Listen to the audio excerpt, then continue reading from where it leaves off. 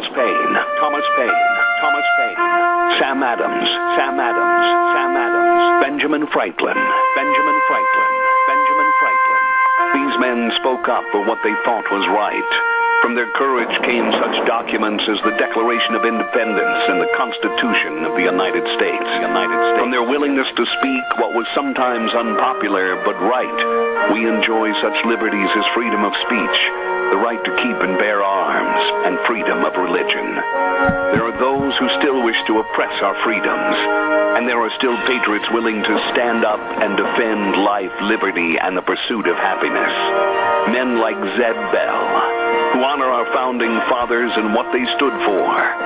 It's now time for Zeb at the Ranch, speaking up and defending your freedoms. Brought to you by Magic Valley Les Schwab Tire Centers and all of the other great advertisers on the program. And now, Zeb Bell. I think I'm going to start the week off with a groaner. Are you ready for this? After God created 24 hours of alternating darkness and light, one of the angels asked him, "What are you going to do now?" And God said, "I think I'm going to call it a day." Brum-ba-bum. Morning, everybody. Here comes Kate Smith, and God Bless America, followed by a Patriot. Come on, Patriots, get on the phone. Pledge of Allegiance time. And a good morning to you and yours. Welcome back to start a brand new week. Zeb at the Ranch on this Monday, May 20th. You sit down and look at the calendar like I do sometimes and go, whoa, what's going on here? It's really going by. May 20th, and Zeb at the Ranch. I'm Zeb Bell with our major sponsor, your Magic Valley Les Schwab Tire Centers, all 7 locations serving you. And, of course, they've got the best of tires for your vehicles, along with some of our great advertisers like Burley Physical Therapy and Rehabilitation at 1263 Bennett Avenue, Suite 2 in Burley, helping you get back to being you. Right now, let's go to the phone line and have our Pledge of Allegiance. Good morning. Good morning. I pledge allegiance to the flag of the United States of America and to the republic for which it stands, one nation, under God, indivisible, with liberty and justice for all. That's Mrs. Sugar Cookie calling in. Good morning. Thank you. Oh, you're sure welcome. Have a good day. I love that lady. Oh, my goodness sakes. Let's rock and roll right now to the weather. And, yes, we're going to have a meeting this afternoon at 4 o'clock right here out in the arena. And we're going to build an ark. Holy moly, is it wet outside. K&R Rental is going to bring us the weather right now at 256 South 600 west of Heyburn, right there on the Burley-Paul Highway. And they've got all your gardening equipment, lawn equipment. Maybe they've got all the tools you need to help finish your ark and load the animals. I don't know. You give them a call. I'm sure they do. 678-3122, or stop in and see Roger and the crew at K&R Rental on the Burley-Paul Highway. Right now, Gina, please tell us the weather's going to get better. You can shut your irrigation lines off this week because precipitation is prevalent throughout this week. Scattered thunderstorms are likely by this afternoon. Mostly cloudy skies. We are expecting a high of 57 and winds out of the west at about 5 miles an hour. For tonight, scattered showers and thunderstorms. Again, mostly cloudy skies with a low of 40. That's going to continue for tomorrow, about an 80% chance of showers with a high of 53. Winds are going to be out of the west-southwest, picking up to about 14 miles an hour. Gusts as high as 20 miles an hour. For Wednesday, again, more rain showers in the forecast, cloudy skies with a high of 53. More rain is expected for Thursday with a high of 55. And, yes, more rain and thunderstorms possible for Friday. Mostly cloudy skies and a high of 58. That's a look at your weather forecast for Zeb at the Ranch. Holy moly, turn it off. Okay, my goodness sakes, the weather brought to you by K&R Rental, 256 South 600 west of Heyburn. Yep, Roger's got everything over there. The whole crew ready to serve you with all the tools and equipment, the best of tools and equipment at K&R Rental, 678-3122. I've had it.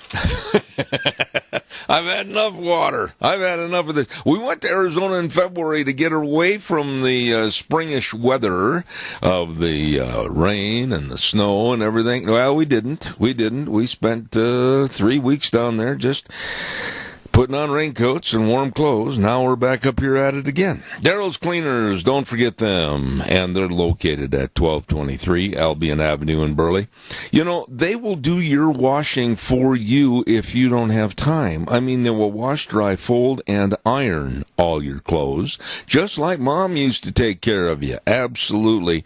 And you can get your jeans dry clean. You can get everything just ship-shape and looking good at Daryl's Cleaners, 1223 Albion Avenue in Burley. You stop in and see Kevin and Cindy today. Caller, I'll be right there. Stand by. I also want to remind everybody about a business that's been in business for over 6 decades of serving you with the best of all your heating, cooling, and electrical needs. And that's, of course, Ramsey Heating and Electric at 2600 Overland Avenue in Burley. And the number to call, 678-0459. They're open 7:30 to 5 Monday through Friday. And I urge you to give them a call or stop in. They've got what you need, heating, cooling, and electrical needs. Over 6 decades serving you. Ramsey Heating and Electric in Burley. Caller, good morning. You're on the air. Good morning, Deb. How are you this morning? Wet like a duck. Yes, it is. You know, the millennials, and I don't know who all millennials are, whether this age or that age, it don't matter. They want this free education. They think that they've had free education from K through 12, but it is not free. No. You are paying it in your property taxes. I'm paying it my property taxes. And then you say, oh, what about these people who don't own property?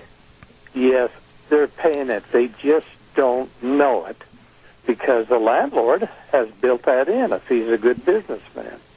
And so, once again, nothing is free. Well, I don't think I have to elaborate on anything you said because that's really the Democratic mantra right now going into the 2020 election is free this, free that, free, socialized medicine, everything to a degree where, oh my, it's all going to be bigger, better, and free. Well, there is no free lunch. There's not anybody that's going to be making ham and cheese sandwiches and passing them out free all over America because it doesn't work that way. I am fed up with the attitude that it's free. And I'm going to say something else here. When it comes to the students and their loan crisis, you know, if you want to go to college and you want to be a lawyer, a doctor, you want to do any kind of a specialized job for the education you need, that is your involvement in your career. It's an investment in your career. I, as a taxpayer, should not ever be called upon to pay for your investment in your career. That is insanity. Well, free is only free when it comes out of somebody else's pocket. To a degree, I agree with you. Keith, I really look forward to your calls every day. Thank you so much. And that lovely Mrs. Sugar Cookie did a good job on the Pledge of Allegiance. Isn't she the greatest? Yes, she is. Thank you. You go give her a hug. I'll do it right now. All right, my friend. Talk to you later. Thank you very much. Hey, speaking of good food, we're going to be over at Denny's restaurant this week on Thursday. Yes, it's this week on Thursday at 611 North Overland in Burley, and we're looking forward to it. Now, I'm going to ask you a favor, Lunch Bunchers. Call your neighbors, your friends, your relatives that haven't been there for a while. Come on, let's fill the place up. They've got new menu choices over there. Oh, my goodness, like the strawberry vanilla crepes. Oh, they are good. Along with all the different kinds of salads. It's just fantastic. Stop into Denny's restaurant today at 611 North Overland and Burley, and the other location at 291 Pole Line Road in Twin Falls. And our quick thank you to all of our gift certificate sponsors, Walmart, Smith's Foods, Hanson Mortuary, Stokes Groceries, Doug Martin, and Denny's. It's going to be a good one on Thursday at 11:30. Caller, good morning. You're on the air. Yes, good morning, Zeb. Hello, Tony. A shot for the taxpayers. Somebody's got the idea of flying these immigrants into all different cities, dispersing them throughout the country. Who's going to pick up the tab for that? Why not fly them the other way, back home? You know, Tony, when I heard about these illegal aliens going to Buffalo, New York, and other locations, some cities in Florida, it's just a matter of time, Tony, that we're going to be seeing them come right smack dab here on the airplane that lands at Twin Falls Airport.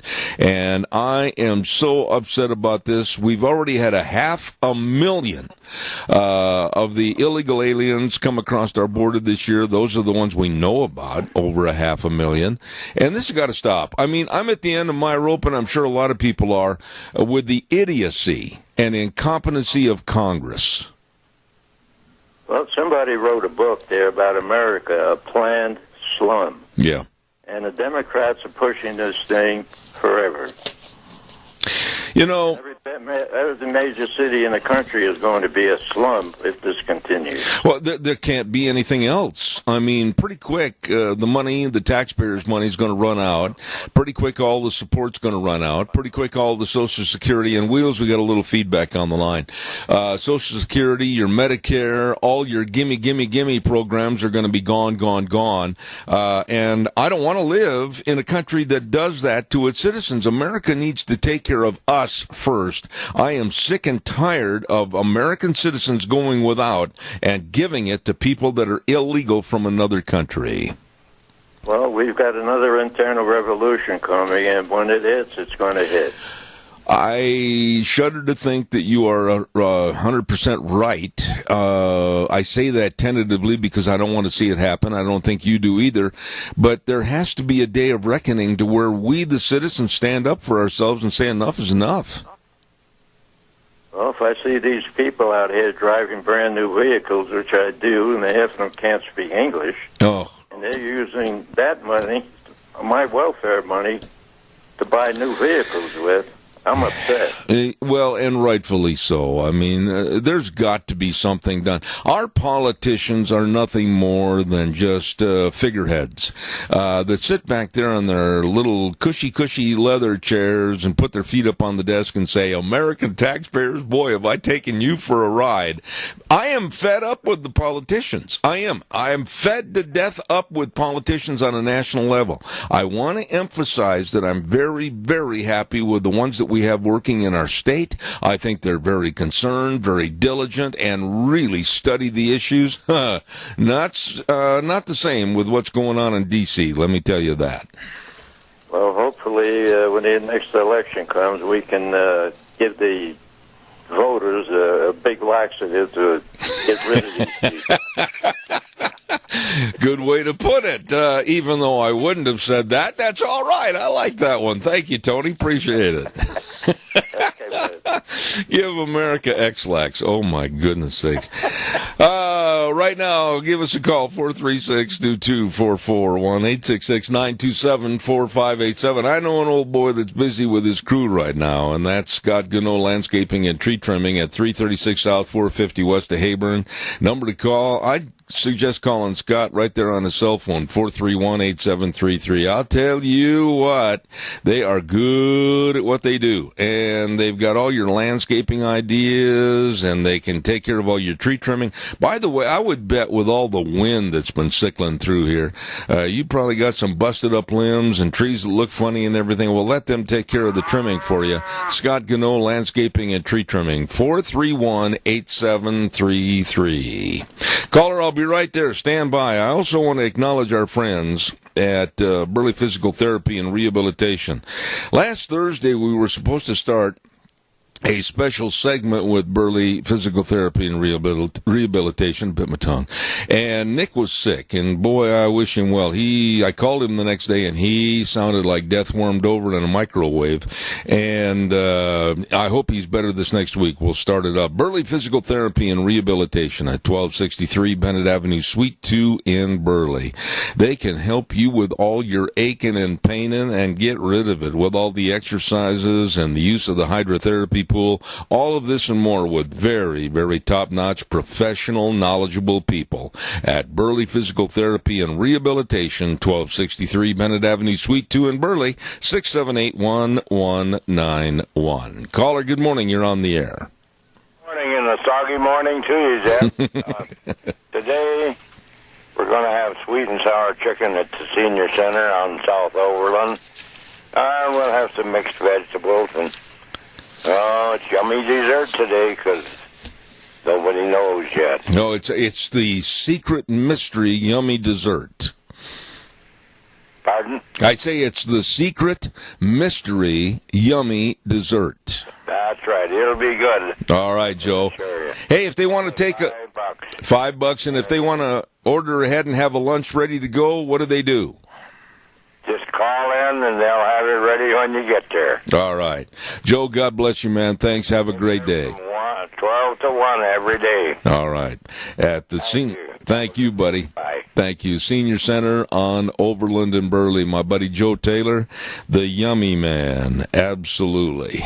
Hey, by the way, Rain for Rent with Jake Spalding and the crew, they say, hey, they've got it all for you right there at Rain for Rent. And they've got those Reinke telemetry annex boxes that you can sit back and put your feet up on your desk or your chair or your dash or your pickup and run them right through your phone. Oh my. They've got a dedicated sales and service staff serving you that really are educated about irrigation and irrigation needs. So what are you waiting for? Call Rain for Rent. You know this rain's not going to last forever. You better be ready. 438-5065. And they're located at 134 South 600 West of Paul. Rain for Rent. Serving you.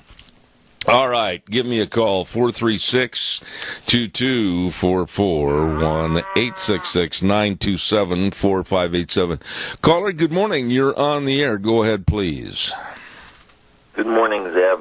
You know, it's interesting with our weather. There's really, the situation is not unusual for here. I remember times then that we've had extended cold, wet period. Yeah. But it really all depends on what that sun's doing up there. Right now, we don't have a whole lot of solar activity. And so what does that mean? I think in sunspots.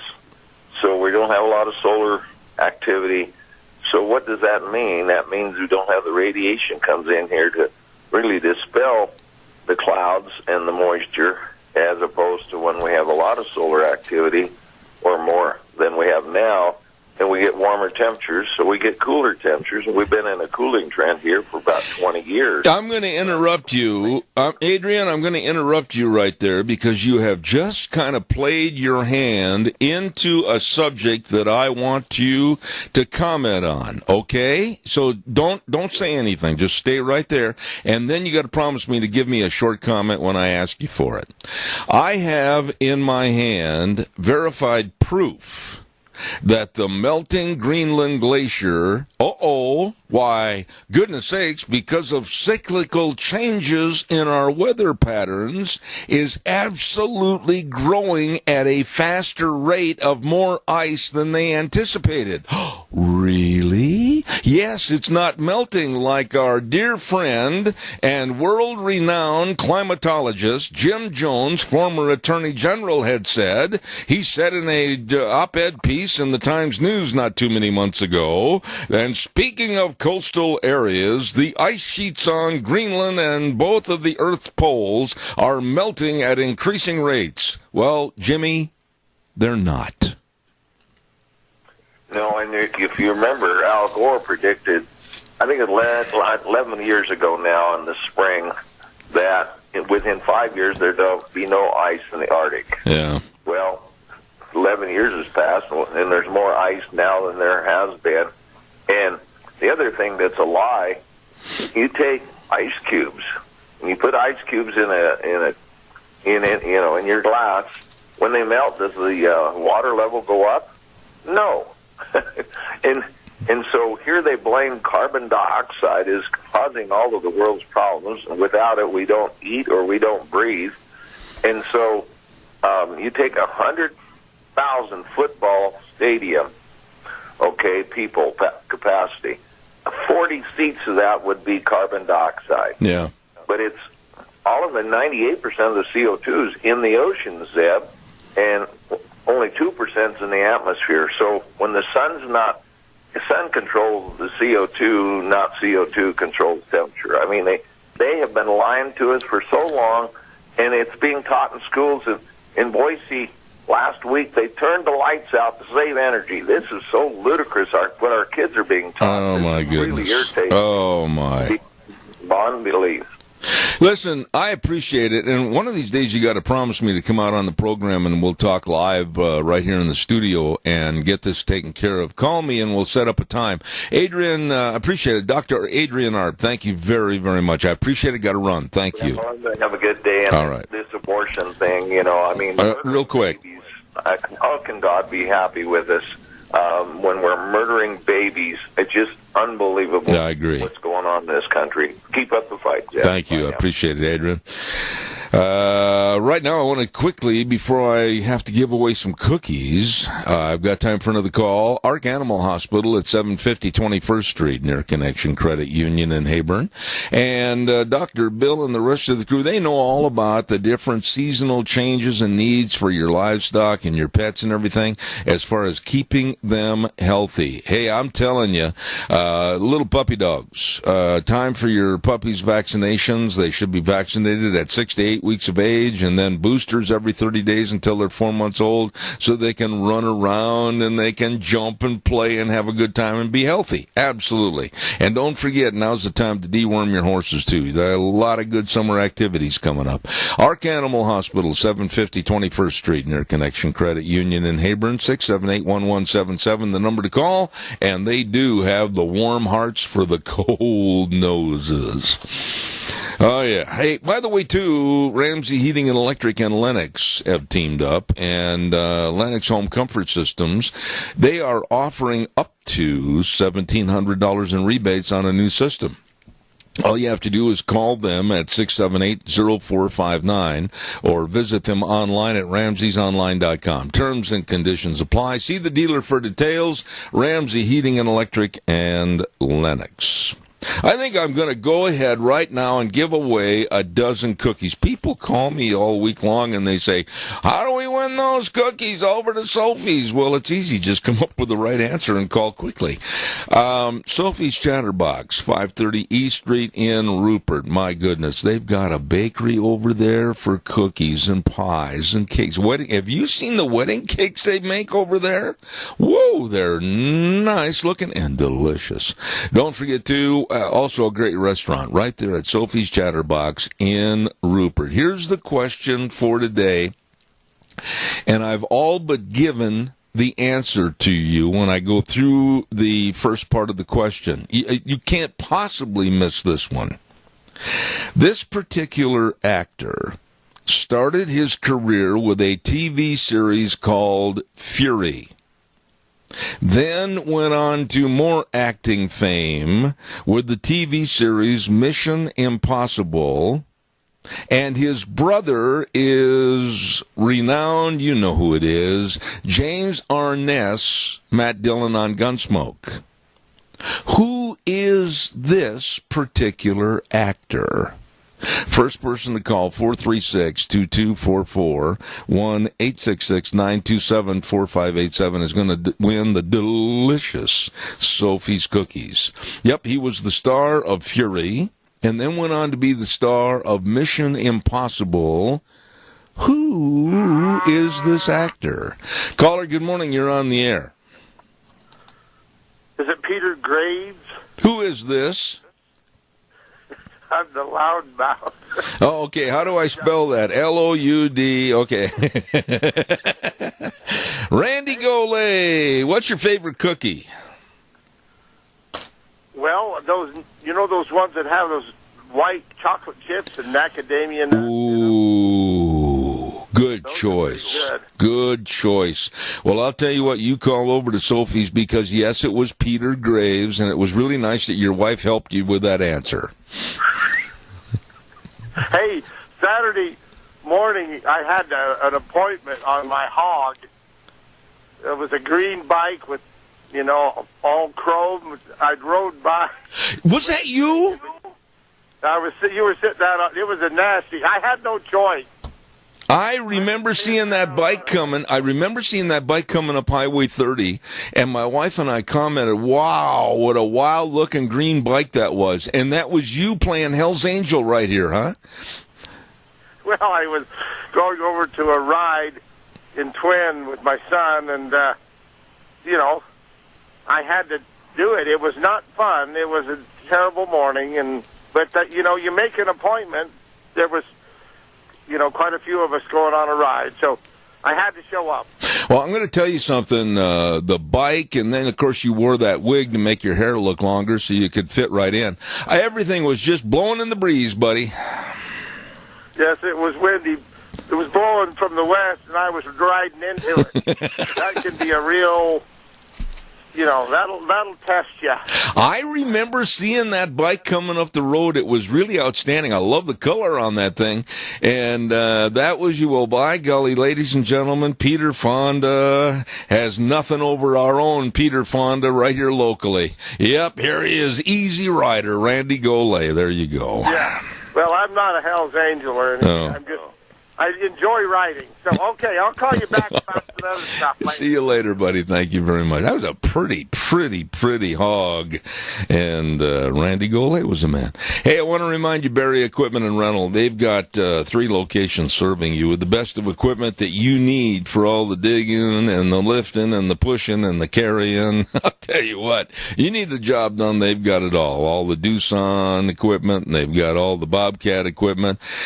Whatever you need, I mean, it's right there at Barry Equipment and Rental, 159 West Highway 30 in Burley, and of course 465 Addison Avenue West in Twin Falls, the Nampa location. Wow, I mean, all the skid steers, mini excavators, they've got it all for all the jobs that need to get done now. Barry Equipment and Rental, you get a hold of them today. Really nice people.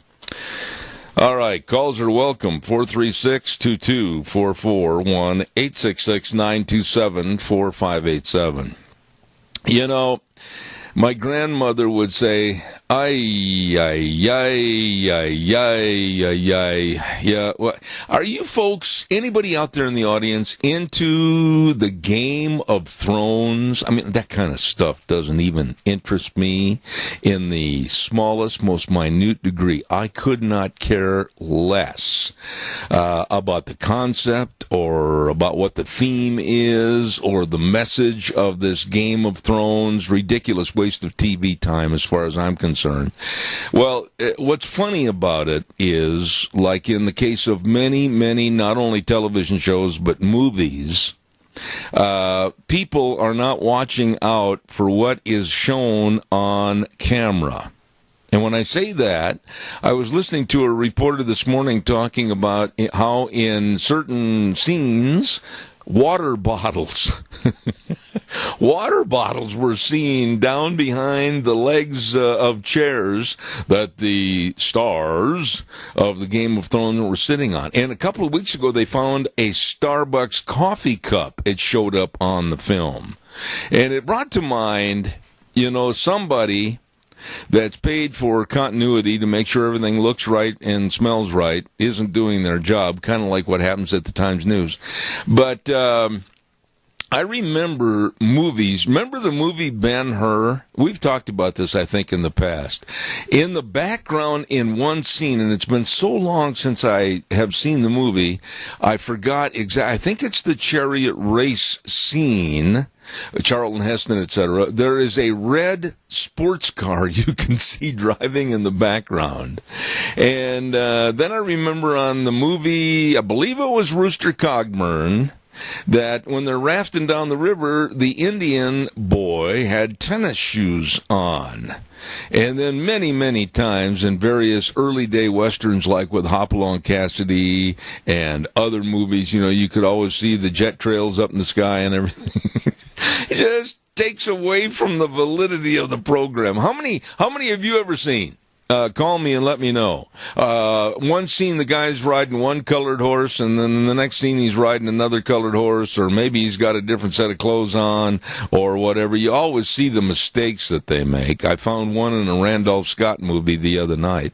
What about you? Give me a call, 436-2244, 1-866-927-4587. I want to remind you, too, about Dino Septic Service. Oh, my goodness, these people are good and very, very efficient at what they do. Absolutely. Septic tank pumping and septic tank and drain fields installed, backhoe services, liquid waste removal. Wow, Dino Septic Service, and they've expanded their business to better serve you. Fast, fair, friendly service, too. Call them at 436-6526 or in Burley, 678-1638. With the big truck that says smells cargo on the way. Dino Septic Service, the best. Caller, good morning. You're on the air. Good morning, Zeb. I just want to remind everybody to go in and vote tomorrow.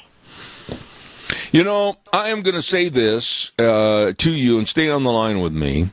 I absolutely appreciate the fact, I was going to mention that at the end of this hour, about all the different items and categories that need to be voted on tomorrow.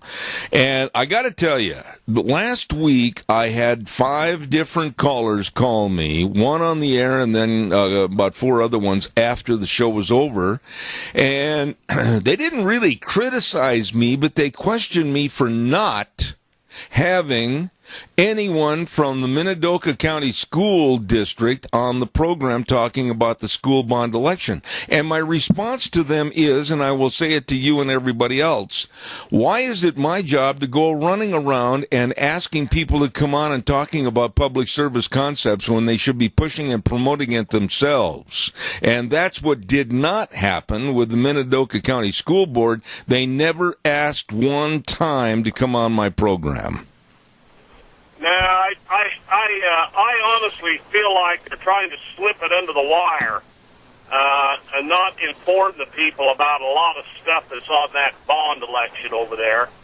And so no, it's to answer your question, no, it's not your job to do that. But I feel like that they have done a real poor thing on this the first time, and I'm hearing, I don't know because I haven't seen the ballot, that they've even changed the wording of it. So people better be careful how when they read it. It's not worded how, or you think you're voting for it or against it, and it's worded differently. Well, I will say this to you, sir, for calling in, that with Cassia County, as you may or may not know, that we have a segment on Thursdays called Cassia County School Days, which is sponsored by a local advertiser.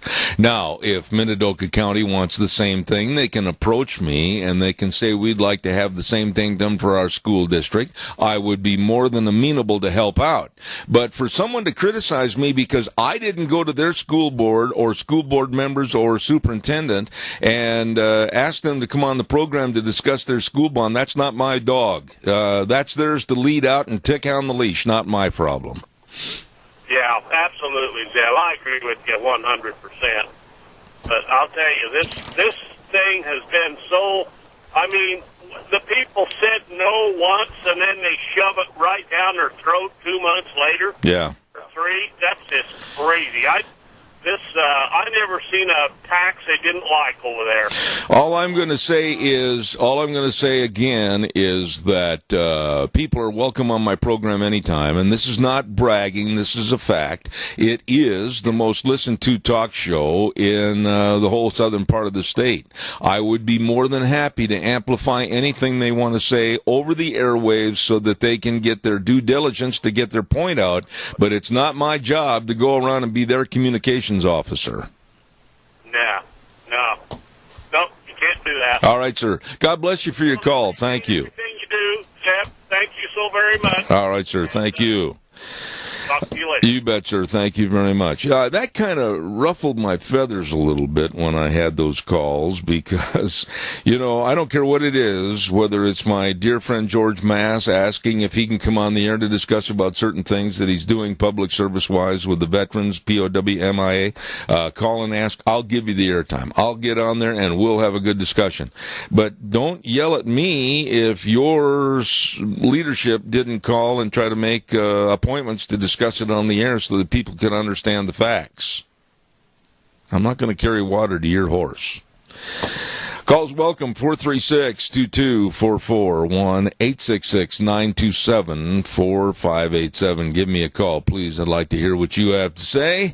And Kirsten Gillibrand, that bright, shining light of the Democratic Party, is in the news again this morning, and we'll talk about that in just a minute. Caller, go ahead. Good morning. You're on the air. Wheels, what did you do? What did you say? What did you make them mad? They left.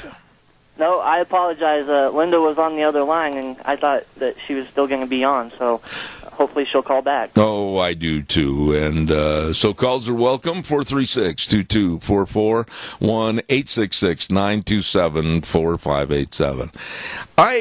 It amazes me as to the caliber or lack of caliber of the Democrats that are running for the presidency, and one of the ones that absolutely has no business doing anything politically is Kirsten Gillibrand. This woman is, I don't think, sharp enough to nail down anything as far as certain issues are concerned. And her immigration stand is absolute lunacy, and I'm going to talk about that in a minute. Caller, good morning. You're on the air. Good morning, Zeb. Yes, ma'am. On the lighter side, you asked for stupid movie bloopers. Yes. It has probably been over 40 years ago. There was a movie, and as I remember it, was The Land That Time Forgot. A fellow feller jumped into a mud puddle wearing a clean white shirt, and he came up out of the mud puddle wearing a clean white shirt. Oh, just minor details, Linda. What's the matter with you? When he came out of the dirt, he automatically had stopped over to Daryl's Cleaners, so it was a done deal. Well, I was going to say, is this a dry cleaning app? No, you're right, though. I mean, little things like that. And then I never will forget, and I can't remember the name of the movie. Oh, my goodness. It was an old Western that was about pre-Civil War time, and in the barn they had nothing but baled straw and hay. It's the little things. Oh, boy. It's the little things. Oh. You know, it seems like there was a one of the movies where they had a bunch of Roman soldiers and they were all wearing Timex watches, I have heard. Well, there was a part in, and I want to get this right, but I did not personally see this one. I believe it was in the movie Ben-Hur, the same as the chariot scene with the car in the background, that one of the Roman soldiers that was climbing over a wall had a wristwatch on. Yes, I know that one's to be true, yes. Yeah. Kind of makes you wonder, doesn't it? Oh, I tell you. Well, God bless you, Linda, and you on Thursday with a voice to sing with. I just pray that I have one. Well, me too, because you're the best. And the next time I see somebody jump into a puddle of water and come out looking good, I'll think of what you just said. Thank you so much. Thank you. All right, take care. Oh, the movie bloopers, and there's so many of them. I mean, really, there's so many of them. It kind of makes you wonder, like I said earlier, when they make the TV shows and the movies and everything, don't they consider and kind of have somebody that's going to be a director of continuity to make sure, well, he had this shirt on when we stopped this scene, and he was standing like this. They should have just taken pictures. Taken Polaroids at that time, like if they're going to have a break in the action right there, just take a Polaroid where everybody's standing, everybody's body language, what they had on, etc., and pick it up from that point. I guess that would have been too obvious or too smart, but no, they'll come back with a completely different look. I never could understand that. Let's take a look at the weather forecast right now, and the weather Wet. Holy smokes. Weather brought to you this hour by some folks that really can help you with your hearing health. And you need to schedule your hearing health evaluation with the top-notch professionals at Mount Harrison Audiology and Hearing Aids. Believe me, they are the best at what they do. Number to call, 312-0957. That number again, 312-0957. And they're located right behind the Minidoka Hospital, across from the emergency room. Good people serving your hearing health. Mount Harrison Audiology and Hearing Aids. And right now, look out, here comes the weather. You can shut your irrigation lines off this week because precipitation is prevalent throughout this week. Scattered thunderstorms are likely by this afternoon. Mostly cloudy skies. We are expecting a high of 57 and winds out of the west at about 5 miles an hour.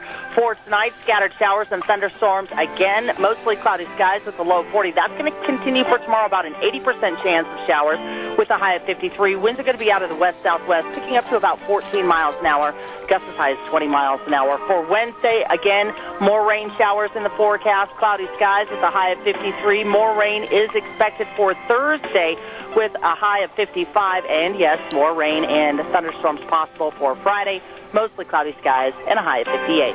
That's a look at your weather forecast for Zebra Terrain. Holy cow. I mean, it is really wet out there, and 80%, that's a pretty doggone good percentage. Stand by, caller. I'll be right there.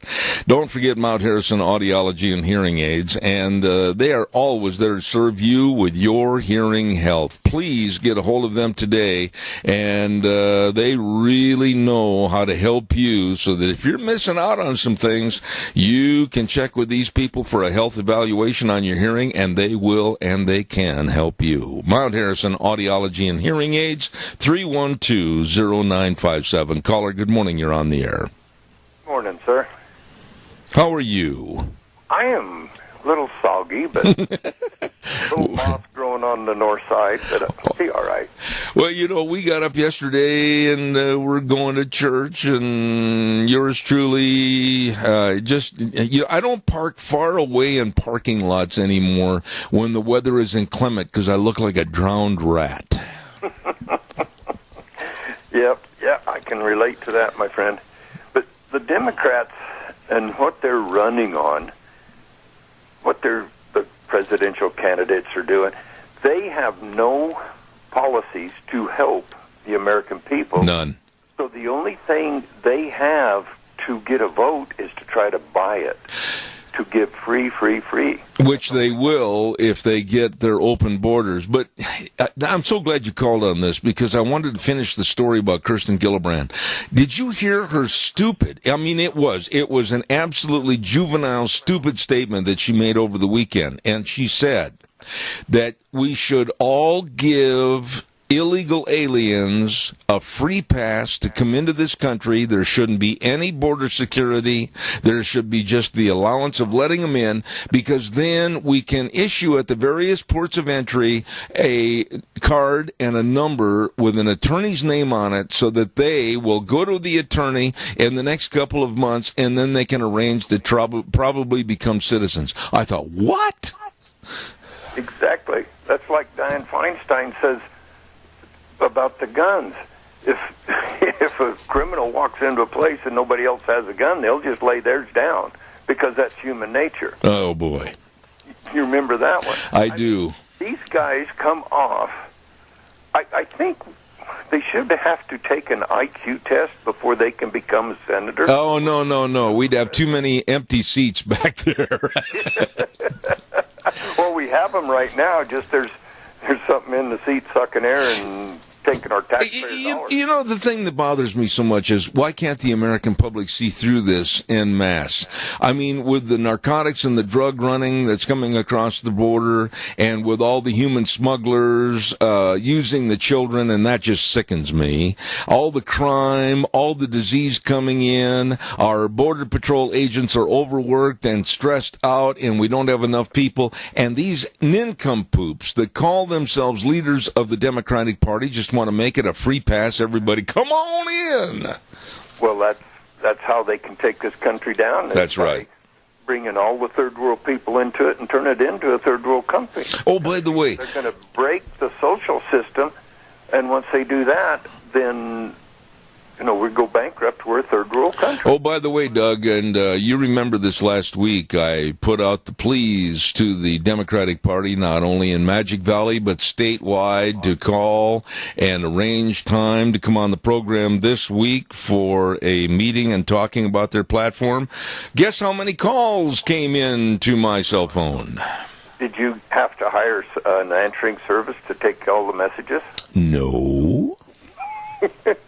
Was you able to handle them all yourself? Yes, because the phone did not ring. I was going to say, and you probably never used one piece of scratch paper to write down a name and phone number and set up a time. It is amazing to me that they will sit and gripe and complain and condemn and everything else, but do they have the backbone to come on a program like this and discuss the issues? No. No, and they don't, because they do not have any policies that will help America. And where they're going out saying the economy is not working for the American people. I got to work on that one for a minute, because, hold on. I heard the same thing you did, and I'm listening to Kamala Harris, who I absolutely do not think is the sharpest knife in any drawer, and Kirsten Gillibrand and Booker and these others saying, well, the economy's not working. Wait a minute. Now, Doug, if we've got the lowest unemployment, and people are working and paying their taxes and spending money, and businesses are growing and expanding, would you please tell me in Economics 101, why is it not working?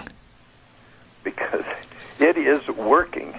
They just have their uneducated few that do not do any research that they can lie to, and they will believe them. Oh, okay. So it is working, and they know it is. Yeah. And if I was a millennial, I mean, in my, say, late 20s, early 30s, I would be upset at the government because the last 10 years or 15 years, there has been no opportunity to get going. Now, we've got the lowest unemployment since I was in high school. Yeah, true. And I mean, there's jobs out there. If you actually want to improve yourself and better yourself, there are jobs out there that can be had. Well, wait a minute. Just take a little tour, folks. Caller number 2, stand by. I'm coming right there. Just take a little tour down any town in America, Idaho, anywhere, and count the number of reader boards that say apply within. I can count probably 15 going down Main Street in Overland and Burley. Absolutely. This deal about there's no work and anything, you know what the problem is? There's a lot of work, but there's too many people that are too lazy to go to work. Exactly. They've been on the free handout, and they make more money on the free handout than they do working in a job. I got to take this next caller before I run out of time, Doug. Quickly, support the senior centers, right? You betcha. Let's do what we can to support them. Let's go eat lunch there. In fact, if you've got kids in a daycare or something like that, schedule to take them to lunch at a senior center. You will see the happiest people on the smile on the kids' face and the adults. Absolutely. Absolutely. Doug, take care, buddy. Caller, quickly. I've got a minute and a half left. Go fast. Caller, good morning. Wake up. Wheels, where are they? You know, I'm not sure, sir. I thought Keith would be there, but he must be having a messed up phone line or something. So hopefully he'll call back in again. All right. While we're waiting for that next call, don't forget your Magic Valley Les Schwab Tire Centers. All 7 locations with the best tires ever. Oh, my goodness. They've got all the tires for your cars and your pickups and your SUVs, horse trailers, boat trailers, whatever. And they've got a new tire. It's the newest and best passenger all-season tire. It's called the Reputation. Superior quiet ride. And they've got them all at your Magic Valley Les Schwab Tire Centers. Many, many, many of these tires are on sale. Oh, my goodness, along with the best in brake service and front-end alignments, shocks and struts and batteries. Oh, my gosh, they run out the door and say, how may we help you today? At your Magic Valley Les Schwab Tire Centers. Lane and Rupert, Dave on Blue Lakes and Twin, Mike and Buell, Mike and Jerome, the Twist family in Paul, Daniel on Poline in Twin Falls, and my buddy Trent on Overland in Burley, your Magic Valley, Les Schwab Tire Centers. Caller, quickly, I've got 1 minute left. Go. No, I did not hang up on you. But the question I want to ask you, Zeb, is what do you think of Fox's new policy of inviting all these Democratic candidates on there when the other networks won't let any Republicans on? What's your thought? Well, they claim that they're fair and balanced, but I wish I had more time to discuss that, Keith, because it's a very good point. When you take people like Buttigieg and Kirsten Gillibrand and others, I think they're giving them a forum to show how stupid they are. That's one side of it.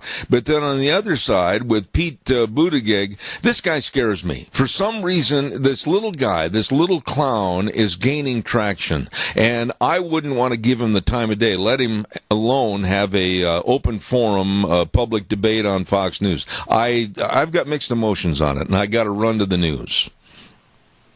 Well, my emotions on it, let him go to heck. That's what I say.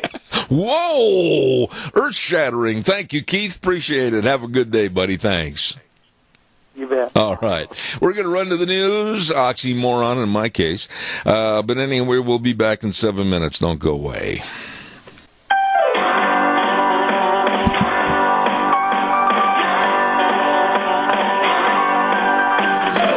Boy, listen to that piano. Wow, does that guy ever know how to tickle the ivories? Good morning, everybody. Zeb at the Ranch with our major sponsor, your Magic Valley, Les Schwab Tire Centers. All 7 locations with the best of tires for your safe driving. And, of course, don't forget some of our great advertisers like Burley Physical Therapy and Rehabilitation at 1263 Bennett Avenue, Suite 2 in Burley, helping you get back to being you. Right now, Wheels has got this good word for Western Waste. From the canyons of the Snake River and all across southern Idaho, we're always at your disposal. Western Waste Services, we care about our community, our resources, and this great land. Western Waste Services is lending a hand, always at your disposal. Western Waste Services. It is so easy to get on the route service. All you have to do is just call them and say, get my garbage, please get it out of here. And they'll be there once a week to get your garbage. Wave goodbye. It's gone. Western Waste Services, always at your disposal. 734-6969. Wonderful people serving you at Western Waste Services. You call them because they are always at your disposal. Want to remind you, too, about our friends over to Lennox. Ramsey Heating and Electric and Lennox teamed up with the Home Comfort Systems. Oh, boy. And they're offering up to $1,700 in rebates on a new system. All you got to do is call Ramsey Heating and Electric at 678-0459 or visit them online at ramseysonline.com. Terms and conditions apply. See the dealer for details. Ramsey Heating and Electric and Lennox.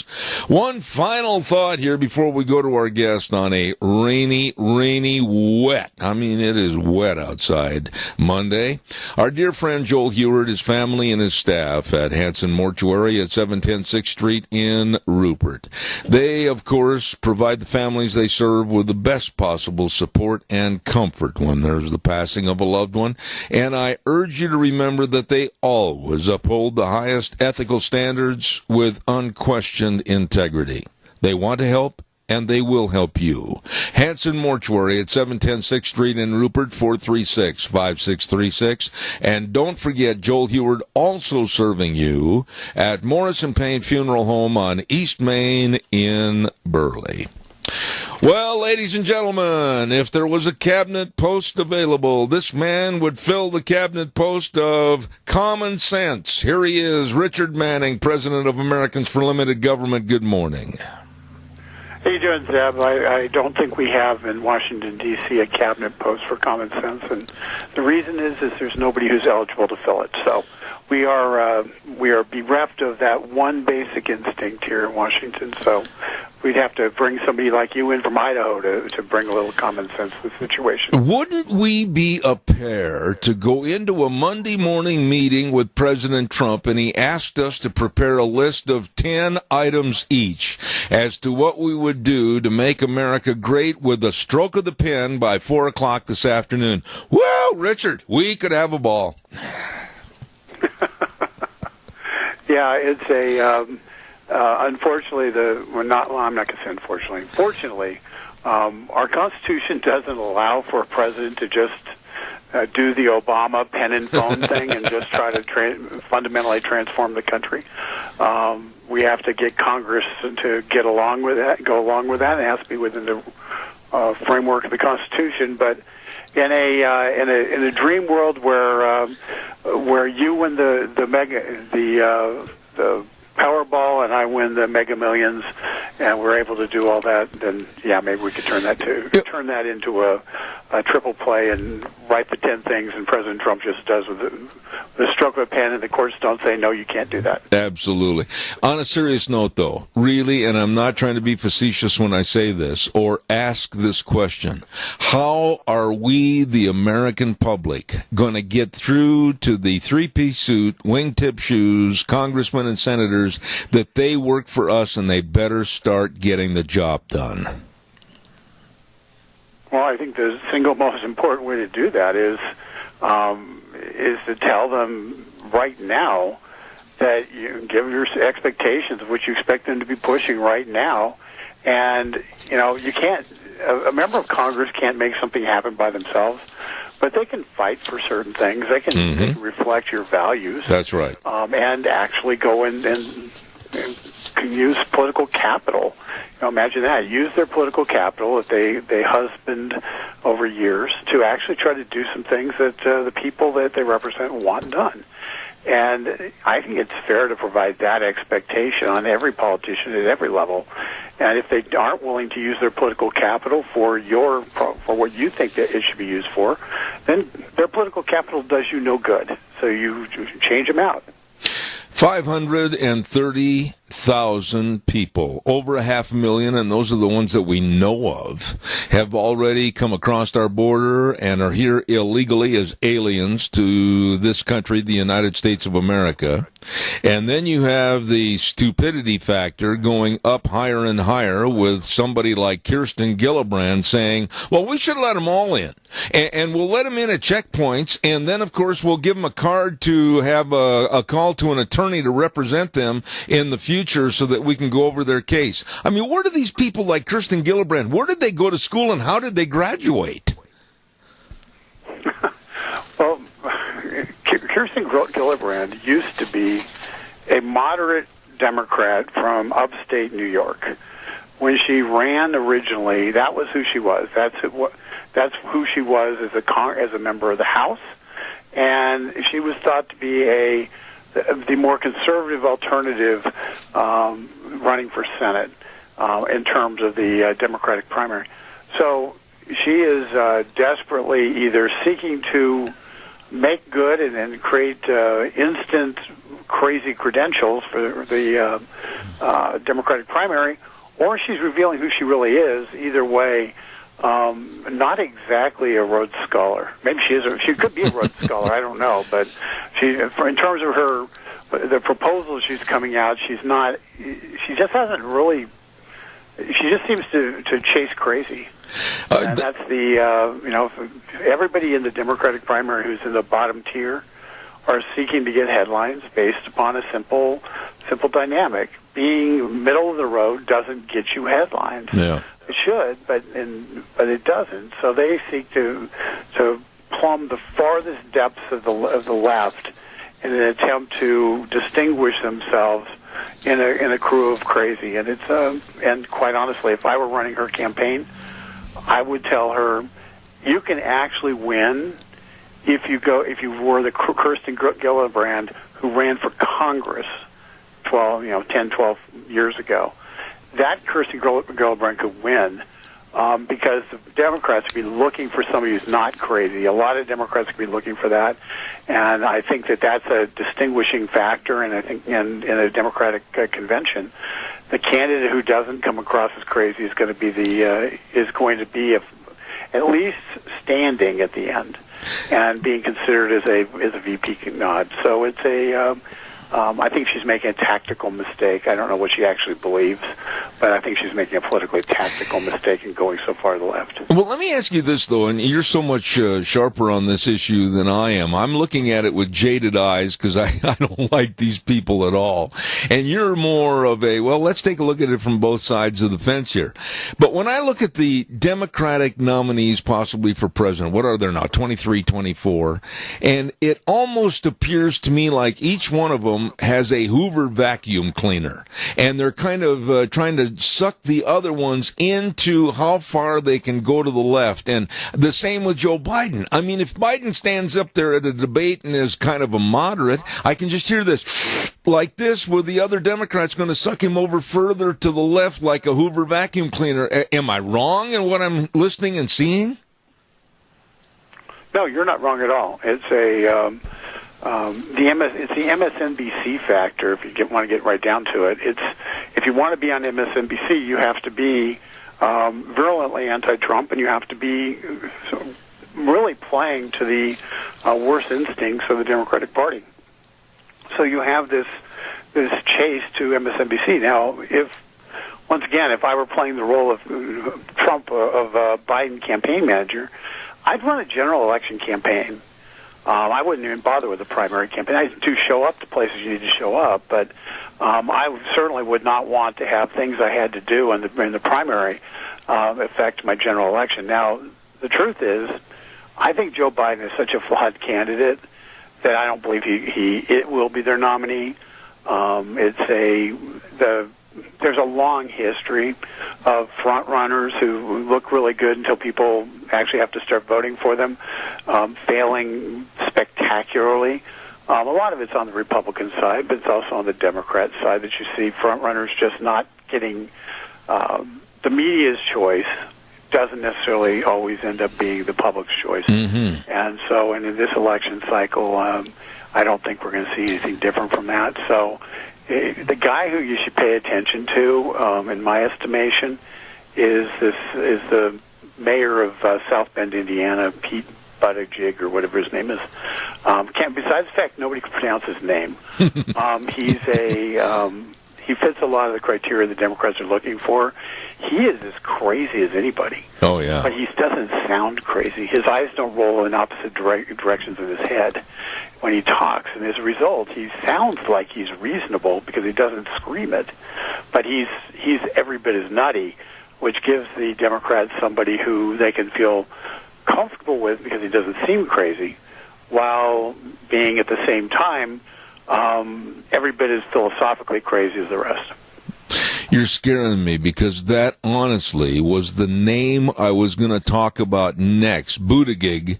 This man, along with his lack of moral values and his lack of anything that should be American values and culture values, this man really, he comes across as somebody that's so arrogant, like his wanting to get rid of statues for Thomas Jefferson and the past, saying that those old white men have lived their time and now let's rename and redo statues of people of today's world. And people are sitting there applauding this guy, and I'm sitting there scratching my head wondering why. Well, they're applauding him because he is saying what they apparently want to hear.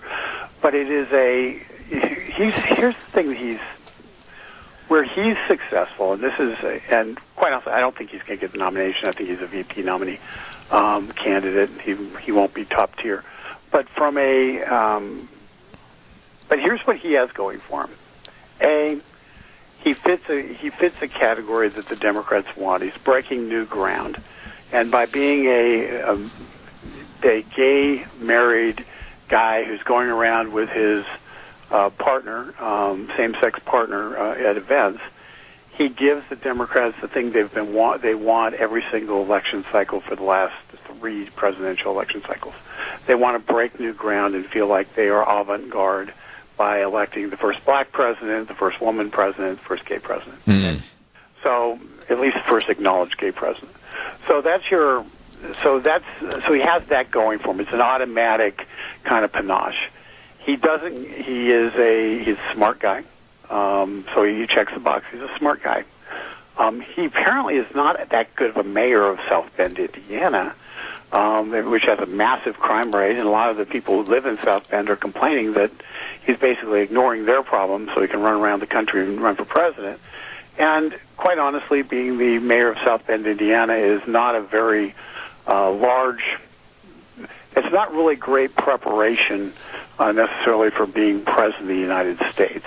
It's being the mayor of a relatively small town, a mid-sized town, there's some executive branch experience, but the magnitude of problems are infinitely larger at the presidential level. So he doesn't really have the experience. I'd rather have somebody who's run a big business than have somebody who's run a medium-sized town. Absolutely. So that's your kind of portfolio he brings. He's smart, and because he's smart, he's going to hang in with some politicians who, if they were smart at one time, had Washington D.C. beat it out of them. Wow, that's even more scary for me this morning to think about. Right now we have another call with a question for you. Go ahead, caller, please. You're on the air. Yes, well, he was talking over the weekend, maybe you already said this, about Trump being immoral. And this guy, when he gets behind closed doors, it sure as heck isn't something that Christ would love to witness. So this kind of hypocrisy. Of course, it's every day. But I'm never going to quit pointing it out. I'm never going to accept it. Immorality is immorality, and what these people claim, he claims he's a Christian, but then his lifestyle is anything but. I'll hang on. Respond to the caller, because I think he's right. That's the way I feel. I think he poses let me give you the positive of this. I think it is extraordinarily important for Christians to have a conversation that this candidate is going to. I can't even remember how to pronounce his name ever. I've blocked it in my head because how I want to pronounce it is not how it's pronounced, and it would be derogatory. But he is in fact talking about Christianity from a postmodern perspective. Claims to be a Christian, rejects many of the values that exist that traditional Christians have viewed as being Christianity, but he's going to appeal to some millennials, the new left-wing evangelicals. He comes straight out of that school of thought. So from a Christian perspective, he may be a really good thing for Christians to finally have to have a conversation about what it means to be a Christian and what that looks like. And the truth of the matter is, there are a lot of Christians who are uncomfortable with the fact that the president can be crass. He can be he's abrupt. He doesn't take nonsense from people. He's a New Yorker. There's a lot of people who have a lot of problems with that, and it's and that's going to be one of his appeals to independent voters. I think the most important challenge will be to be able to have a real discussion about what it is to be a Christian in public life and what that looks like and what we have and the choices we have to make in a secular world when Christianity itself is under fundamental attack.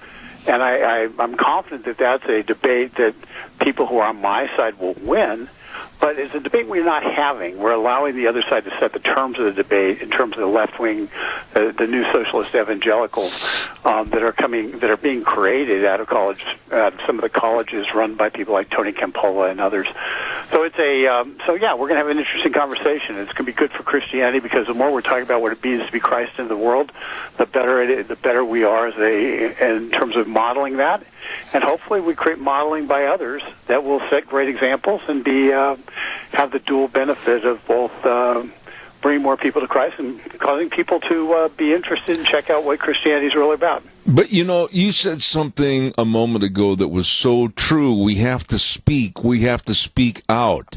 And I'm going to say it again, and I'll take any criticism they want to weigh at me, is that most of the clergy today are too cowardly to preach upon the values of Christianity and good social life and anything else that needs to be cleaned up in the community because they're afraid of stepping on toes. I'm telling the truth, Rick, because most clergy today are not doing the job from the pulpit.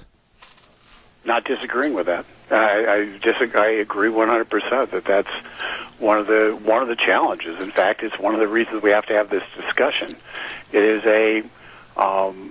we're having a guy who is, first of all, what's unusual about Buttigieg is that he's a guy who proclaims he is a Christian in a world where Bernie Sanders says if you're a Christian, you are ineligible to serve as the head of the OMB.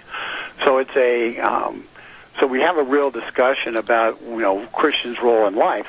But yeah, we have to have a discussion about this whole concept of tolerance.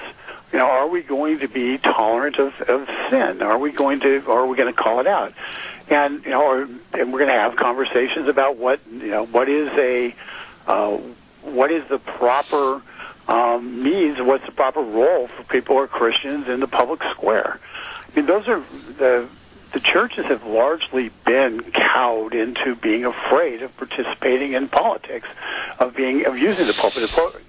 Apart from black churches, which have traditionally been used by the Democrats as voter turnout machines, the evangelical churches over particularly the past two election cycles, have been largely neutered in terms of their political involvement, have turned into themselves and have really been more internal focused and doing works in the world focused than they have been dealing with the political challenges that face them and face our country. And quite honestly, if that trend continues, the repression of those churches by the very government that they're not engaging is going to become worse.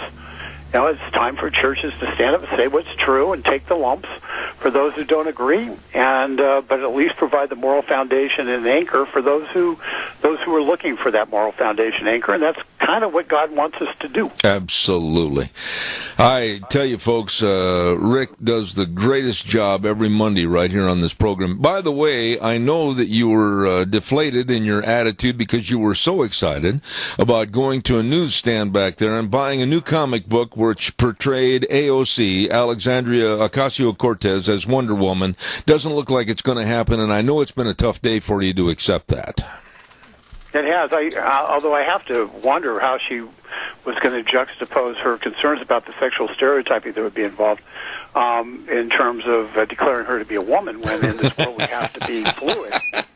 It would be somewhat distressing for that characterization, that sexist characterization, to have been occurred. So maybe she's happy about it, and quite honestly, maybe the rest of us have been saved from it. Well done. Thank goodness for DC Comics jumping to the rescue and say you cannot use our brand. It is our copyrighted brand and trademark brand, and you can't use it.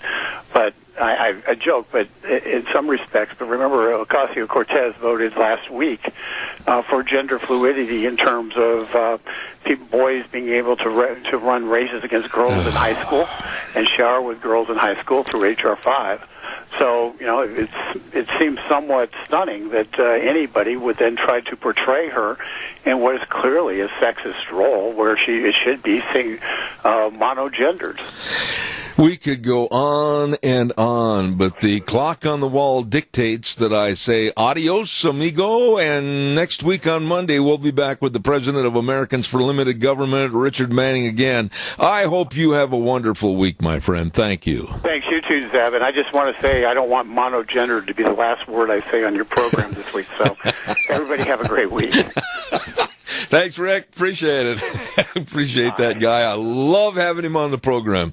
Richard Manning, good guy. Hey, by the way, I know somebody else that's really a good guy, and that's Jeff and the entire crew over at Lee's Furniture, Floors, and More.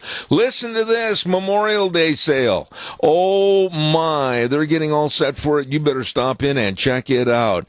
And 40% off on all the furniture. Wow. On the recliners and the sofas and the sofa love seats, and oh my goodness, you better get in there and check it out. And summer flooring specials, you can save a whole bunch of money. And also on your mattresses and your bedroom sets. What are you waiting for? It is time to save some money at Lee's Furniture, Floors, and More at 459 Overland in Burley. Jeff and his entire staff, they know all about everything with furniture and floor coverings and carpet, you name it, and they can help you. And they will at Lee's Furniture, Floors, and More at 459 Overland in Burley.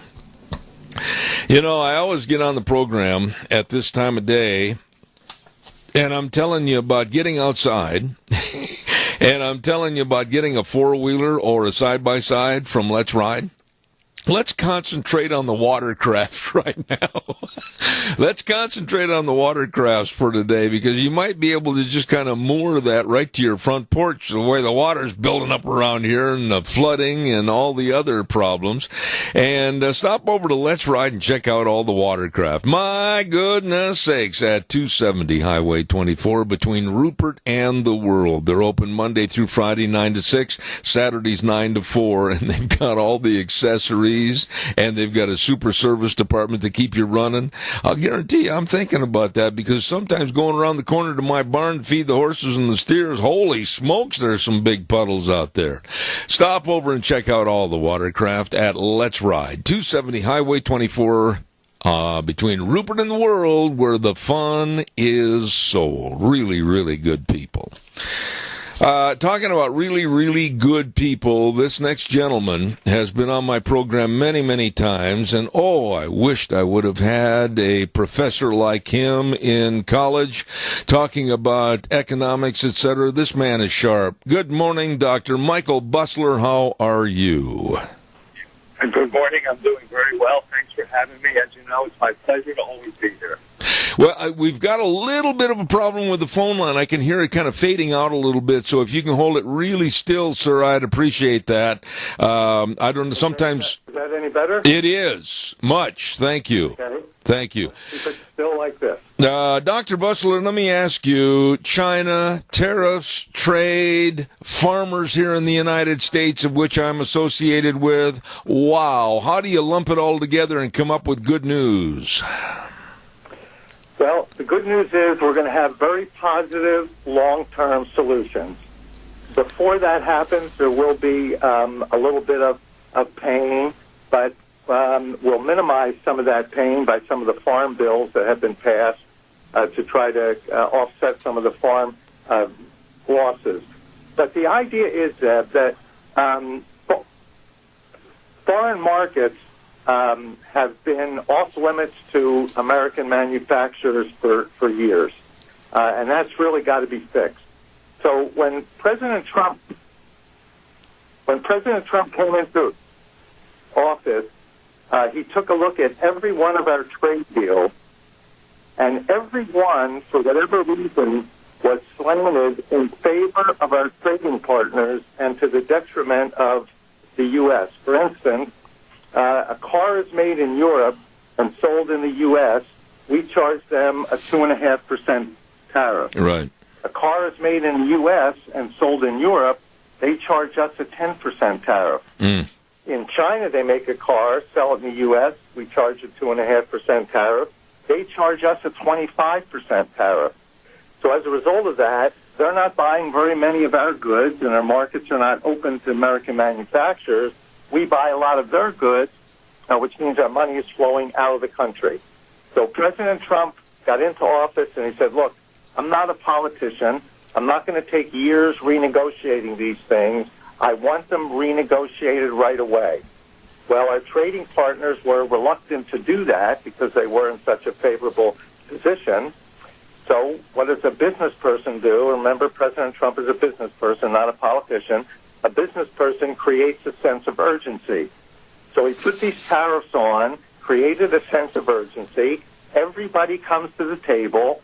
Already, Mexico and Canada have signed new deals, and just over the weekend, tariffs were lifted, which will allow our dairy farmers and others to sell in Canadian markets.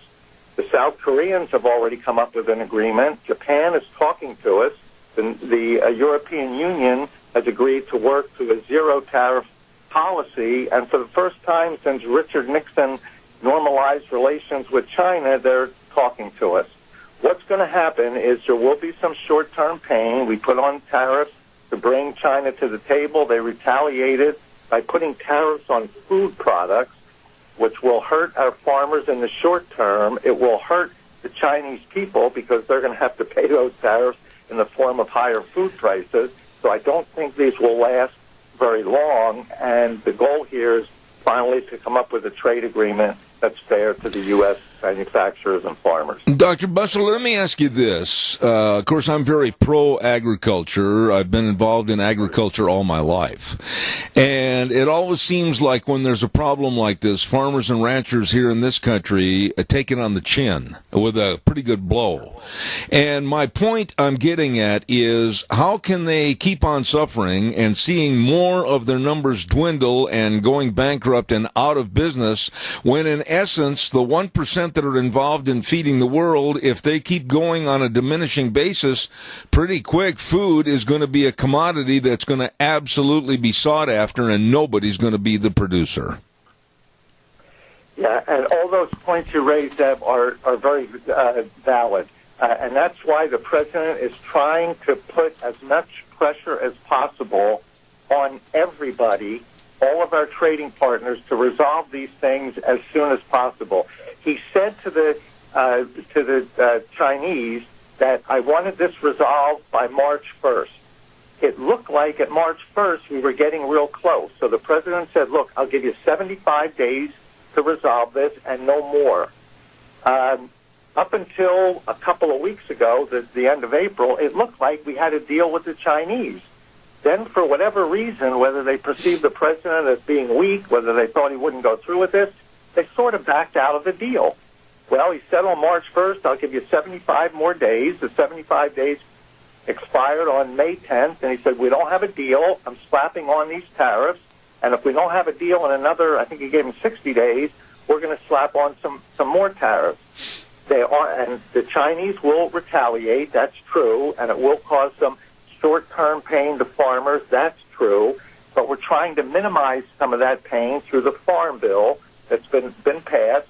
It's not the best solution, but we're trying to minimize any pain that the farmers feel. And President Trump's message would be, just hang in there another couple of months, and I think we can get this whole thing resolved. And once it is resolved, it's resolved well into the future. President Trump plays the long game, not the short term. Try to minimize the pain in the short term, but we're looking for long-term solutions. That's what the president, I think, would say to the farmers. Dr. Busler, we have a caller with a question for you. Caller, quickly, please. You're on the air. Go ahead. Yeah, I'd like to comment on this U.S., Mexican, Canada trade agreement. From what I understand, it is a very bad deal and does away with our sovereignty. Is negotiated by a Council on Foreign Relations guy, and they've wanted world government for decades. And it's basically the Trans-Pacific Partnership plus NAFTA on together, and they've taken things right out of the TPP. And I just want his comment. I don't think Trump realizes what's in this thing. They've just given him the sugar-coated summary. All right, well, let's have Dr. Busler discuss that on the air. Go ahead, sir. Thank you very much, caller, for your call. Dr. Busler, please. Yes, so I would say the basic answer is that NAFTA was extremely terrible for the U.S. It did result in many companies leaving the U.S. for lower wage rates in Mexico and for weaker environmental laws, and it was devastating to the manufacturing sector. So the idea was to try to repair that. In order to repair that, which he did do, he had to give away a few things with regard to who would have some sovereignty over some of these transactions. And your caller is right, and I would agree with him, that the president may have given up a little too much. But he felt at this time that this was the best deal we could get. Now, this is not a permanent deal. It gets renegotiated every 5 years, I believe. We'll see if it finally gets passed. But I think it gets renegotiated every 5 years. So what the president said is if you can't get the whole loaf of bread on the first try, get half the loaf of bread, then we'll come back 5 years later and we'll work on getting the rest. But your caller is right. It's not a perfect deal. It is less imperfect than the deal we had before, and it's a step in a direction toward a much better deal. Well, you know, and Dr. Bussler, I don't mean to beleaguer this point, but like what the caller said a moment ago, and you just concurred that it's good for about a 5-year period. We do not know what's going to happen in the next 5 years with administration, possible changes, etc. And if some of the Democrats get in that are running for that nomination to be president with their economic programs and the way they want to cut back and really, I think, hurt American agriculture even worse, my gosh, this is to worry about. You know, there certainly is a big risk. Now, President Trump is a business person. He understands that to move things forward, you often have to take more risk than you would like. But if he didn't agree somewhat to some of Mexico's demands, we wouldn't have gotten an agreement at all. So we have an agreement that's better than we had before, not nearly as good as what we should have, as your caller and you point out, and it will expire in 5 years, and we'll have to renegotiate it. The hope is that once people see the benefit to both sides in this 5-year period, neither side is going to want to jeopardize any of that, and both sides should be able to work towards something that is now more agreeable to both sides, is the hope. Let me ask you this. Every time I turn on the news, and I am a news junkie, I mean, if you were to follow me around all day long, I've got my eyes either on certain television programming for news or I'm listening to news. I mean, I'm trying to figure out what's going on. And with the Democrats, what kind of a base are they standing on? What kind of a platform are they going to try to promote to the American public about how bad our economy is? I was listening to Kamala Harris over the weekend, and she said, oh, yeah, but there's so many hidden things that are hurting you, the American public, that you don't understand. What don't I understand about unemployment levels, which are extremely low? What don't I understand about businesses that are growing and profiting? I mean, what don't I understand? Am I that dumb? The answer is that she is speaking to a much smaller group of people than she has in the past. And next year at this time, it will be even a smaller group of people. Are there some people that hurt him? There probably are some people. And are there some people who haven't been able to prosper in this high-growth economy? Probably. But the point is, the economy is now growing much faster than it has in the last decade. From 2005 to 2017, we averaged about a 2% growth rate. Since that time, we've been averaging over a 3% growth rate, and you know all the positives that have come about with that. Well, as the economy continues to grow, some of the people, college graduates, complain, hey, I graduated from college, I couldn't find a job that fit my qualifications. And in a low-growth economy, that happens. But now that the economy is growing, all of these underemployed college graduates are finding jobs more suitable to what their qualifications. They're leaving jobs that they had to take in a slow-growth economy that didn't require a college degree. Well, as a result of them taking those jobs, people without college degrees became very discouraged, dropped out of the workforce. Those are the people that Kamala Harris is speaking to. But now that the underemployed college graduates are finding better jobs and the jobs they had are now opening up, these discouraged workers, hundreds of thousands of them literally every month, are coming back into the workforce, and they're not the people that Kamala Harris wants wants to talk to. In addition to that, the average worker is seeing their wages rise at a faster pace than they have in decades. So years ago, this was 2009 or 2010 or even 2012, there's a lot of people you can talk to that are hurting. In 2020, there's not that many people hurting anymore. Absolutely. Since last July, there have been more job openings than there are unemployed people. So if you want to work today, you should, and you have any kind of skills at all, you can find a job doing fairly well. The Democrats' original question is, what are they going to talk about the economy? Now, they're going to have their own inner battle between how far toward government involvement in the economy we should be. They'll have their own battles, but in terms of economics, they really don't have much to run on. You have a higher growth economy, a ridiculously low inflation rate, even with the Federal Reserve pushing interest rates up 9 times in the last 2 years. We still have relatively low interest rates. This is the best scenario, the best environment for growth that we've really had in decades. So when you start to talk about the economy and the people that are hurting, there just are not that many of them anymore. And come next year at this time, I believe the economy will continue to grow, maybe even accelerate growth. Now, the popular view is that's not going to happen. The consensus view is the economy will slow down. I don't think so. I think it'll pick up this year over last year, and 2020 over 2019 will give even fewer people that are hurting, and that Democratic message is going to fall on deaf ears. We have another caller with a question for you in the time remaining. Caller, go ahead quickly, please. You're on the air. Well, while I've been waiting, that's exactly right. See, it isn't just a certain sector of our economy. It's the entire economy. Everybody, consumer confidence is up. Consumer investment is up. When people are confident, they go out and they do things. They buy homes. They buy travel trailers. They go on trips.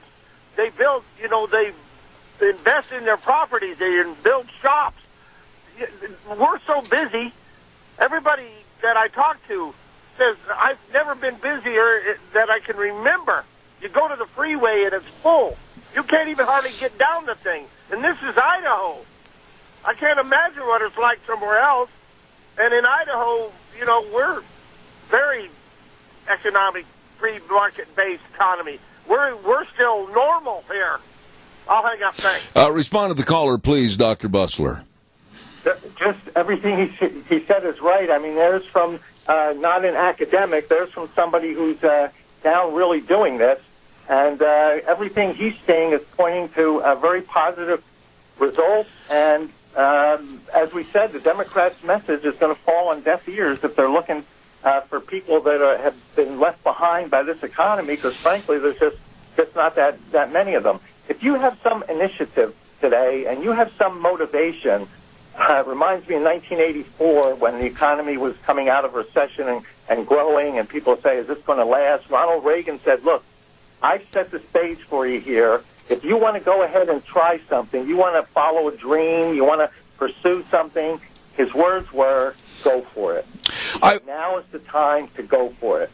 I would say this. Consumer confidence is at a 15-year high, and when people are confident, they feel good about spending money, they feel good about changing jobs, they feel good about their economic security, and it'll be better next year at this time, and the Democrats are going to have to change their message, I think, to appeal to those people. Dr. Busler, I would say this, though, and you're the well-known economics expert, and you can correct me if you feel the urge, but I tell you there is one item that is very concerning to me with inflationary prices that could hurt our economy and especially hurt our seniors, our elderly Americans, because it's going to prohibit and inhibit them from being able to do things like go to the doctor, get groceries, etc. And I'm talking about the soaring gasoline and diesel prices. That is going to be a negative effect on our economy. It certainly is. People, because of the lifestyles we live and our reliance on the automobile, we're all very sensitive to gasoline prices. And some of the prices movements are a result of some geopolitical factors that are non-economic, things we don't have a lot of control over. Now, fortunately, President Trump has minimized that by, instead of relying on foreign producers for our energy needs, he's encouraged American producers to start producing their own oil and natural gas, which we've done, and we're producing now. We're now a net exporter rather than a net importer. President Trump is very sensitive to gasoline prices. They've gone up now. Now, they typically go up in May and June.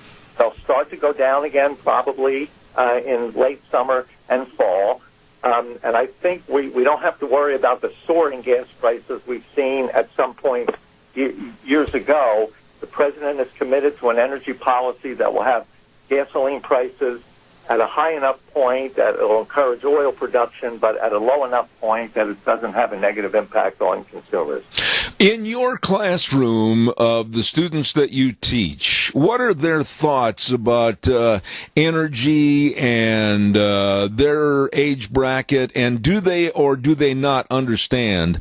And I'm going to be very blunt that I think climate change / global warming is nothing more than a hoax to get a 7-letter word control over the American public, much more so than it is today. But what do they think about energy? Because renewables like solar and wind are not going to cut the cake, and they're not going to be there when America really needs the power surge. What are your students saying? Well, unfortunately, I teach at a university that was started as a liberal arts college and still maintains a very liberal view of things, as probably the majority of colleges and universities do. They're convinced that this environmental problem is serious and that if we don't do something right away, we're going to end up with a world within, some people say within 12 years, that you virtually can't even breathe. So they're still very much in favor of bringing in renewable resources and really closing down as much as possible in the energy sector.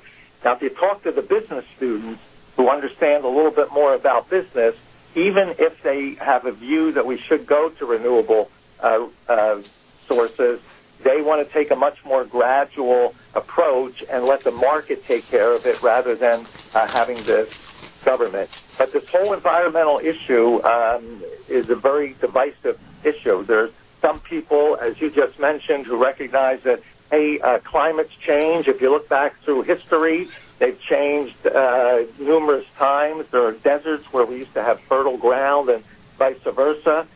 We also take a look at some predictions that people made. I don't know if you recall, back in the early 1970s, scientists convinced us in 50 years we would be in an ice age, which obviously didn't happen. So projections can be wrong.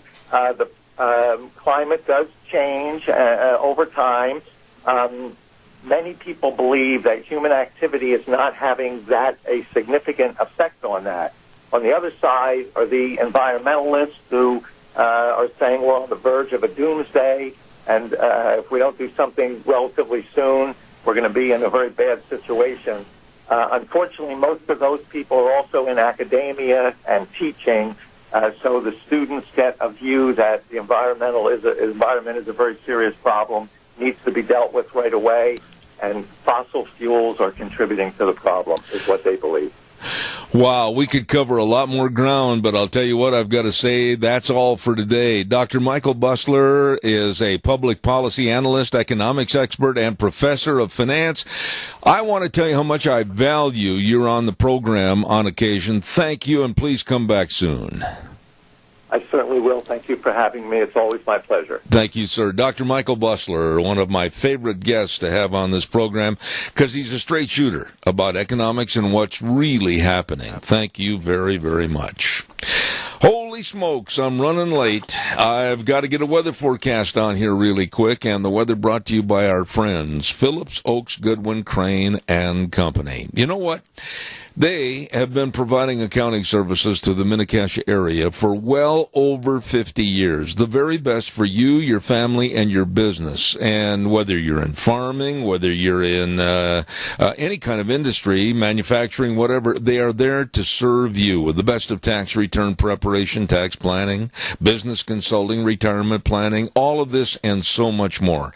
With offices in Burley and Rupert, I urge you to get a hold of them. Phillips, Oaks, Goodwin, Crane, and Company. And right now, here's a soggy forecast. You can shut your irrigation lines off this week because precipitation is prevalent throughout this week. Scattered thunderstorms are likely by this afternoon. Mostly cloudy skies. We are expecting a high of 57 and winds out of the west at about 5 miles an hour.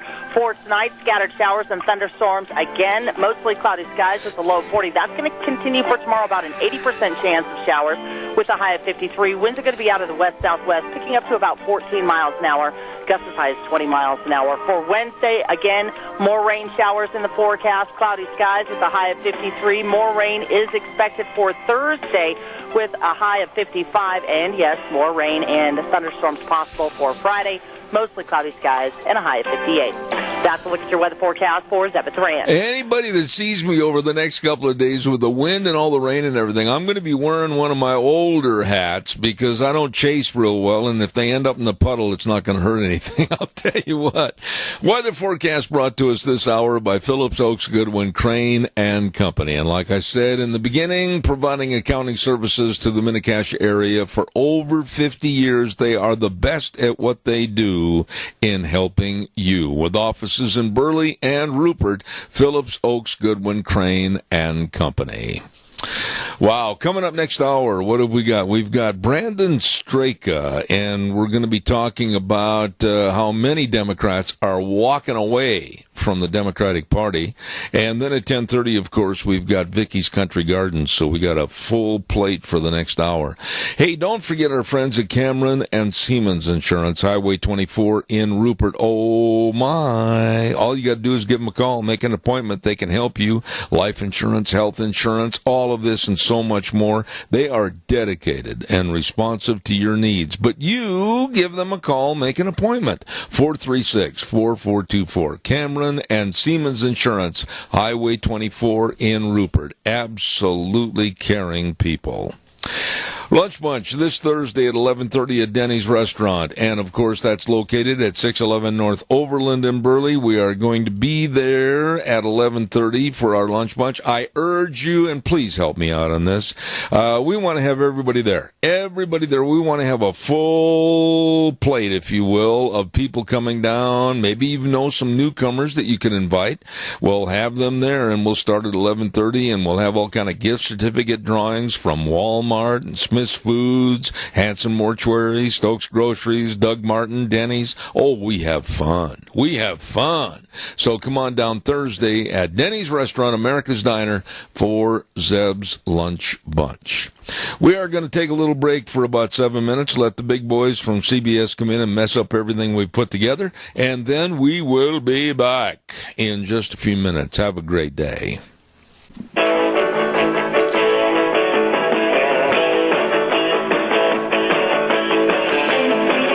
Oh my, here we go, sailing. We'll use some nautical terms because of all the weather and the rain. We're sailing into hour number 3 right now.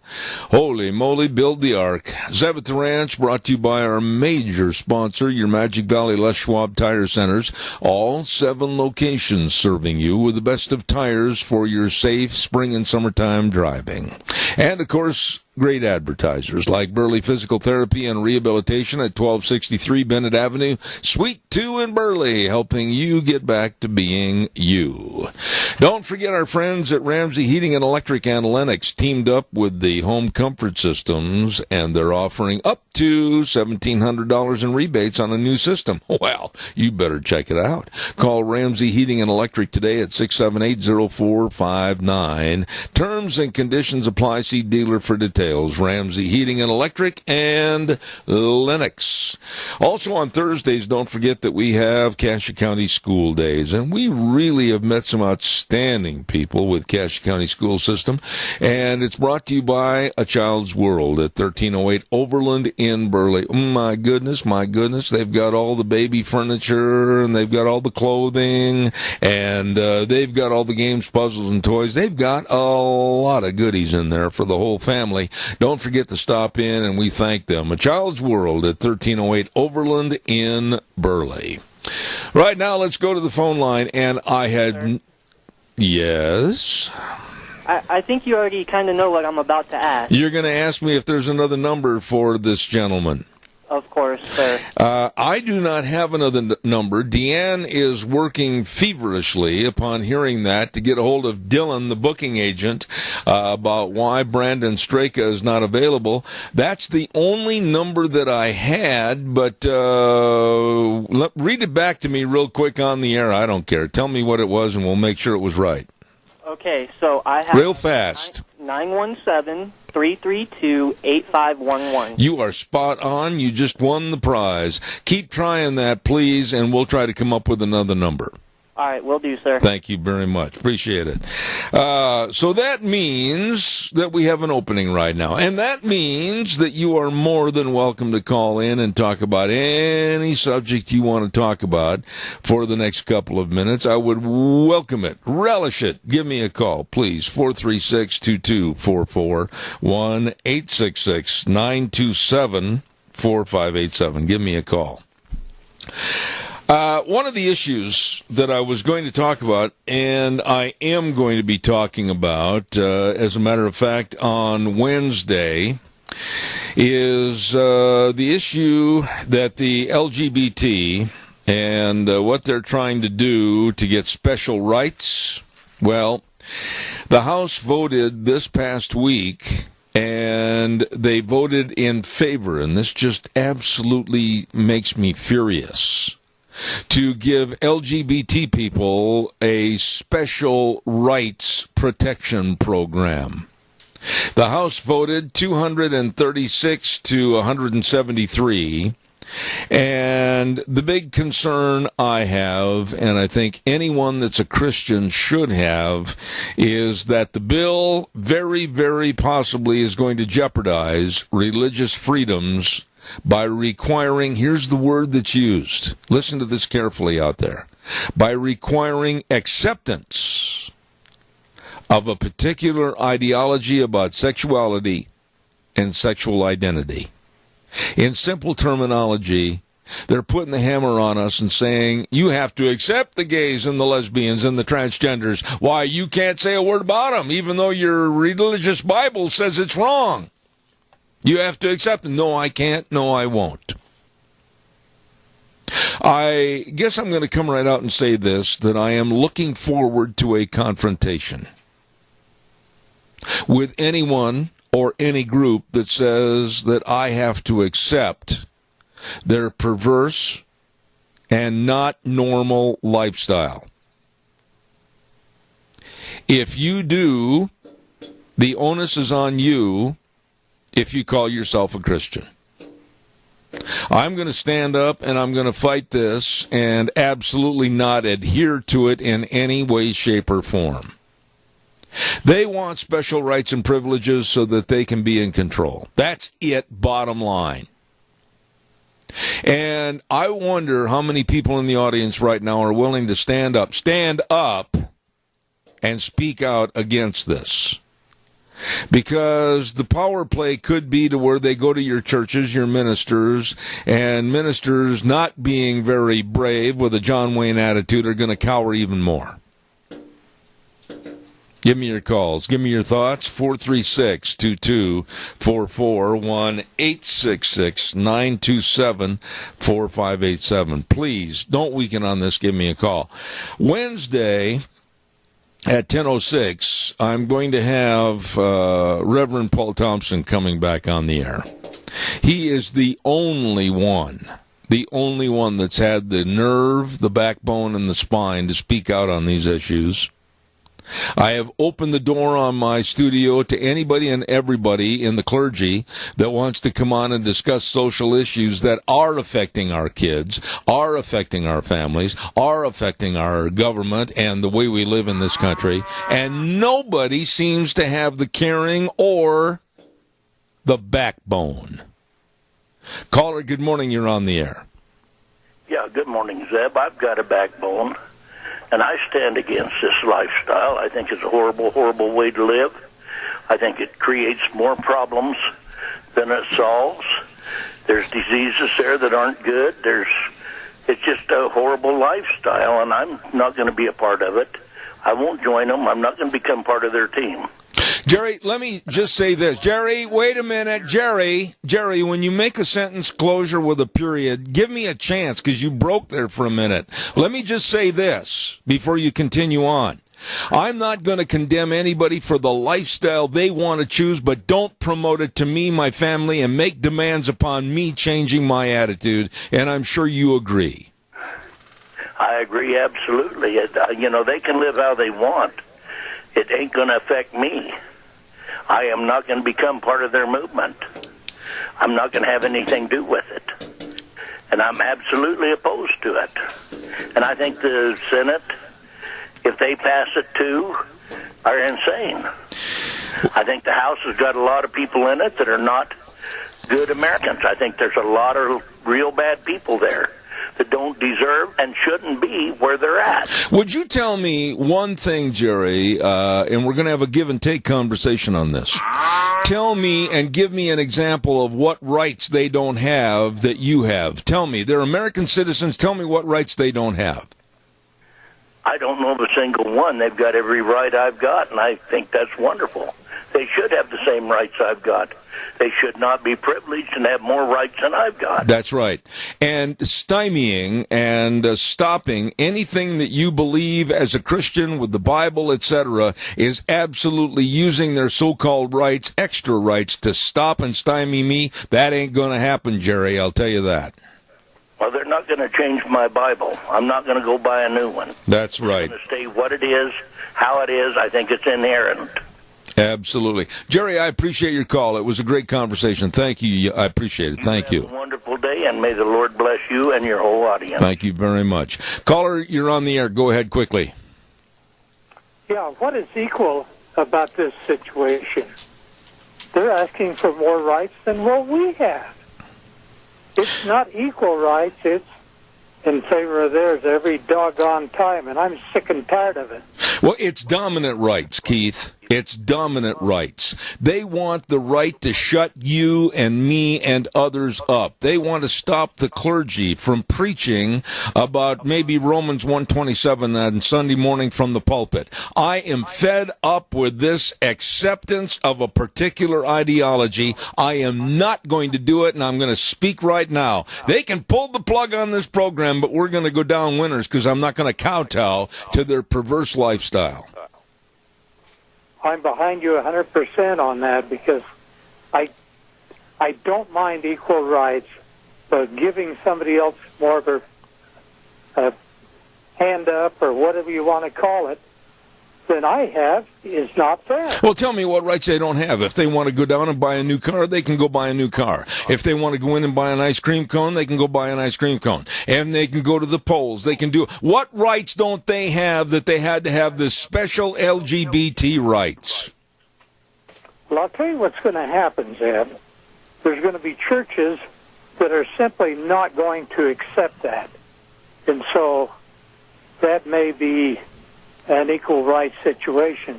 But I think every church has every right to decide who they have and who they don't have. Well, wait a minute. Why aren't the churches talking about it? Why aren't they having sermons about this? It's in the community, and it's affecting their congregation. And yet I've asked, and I get nothing more than crickets, silence. They don't even want to respond and come on the program and discuss it with me. I am very upset at the clergy.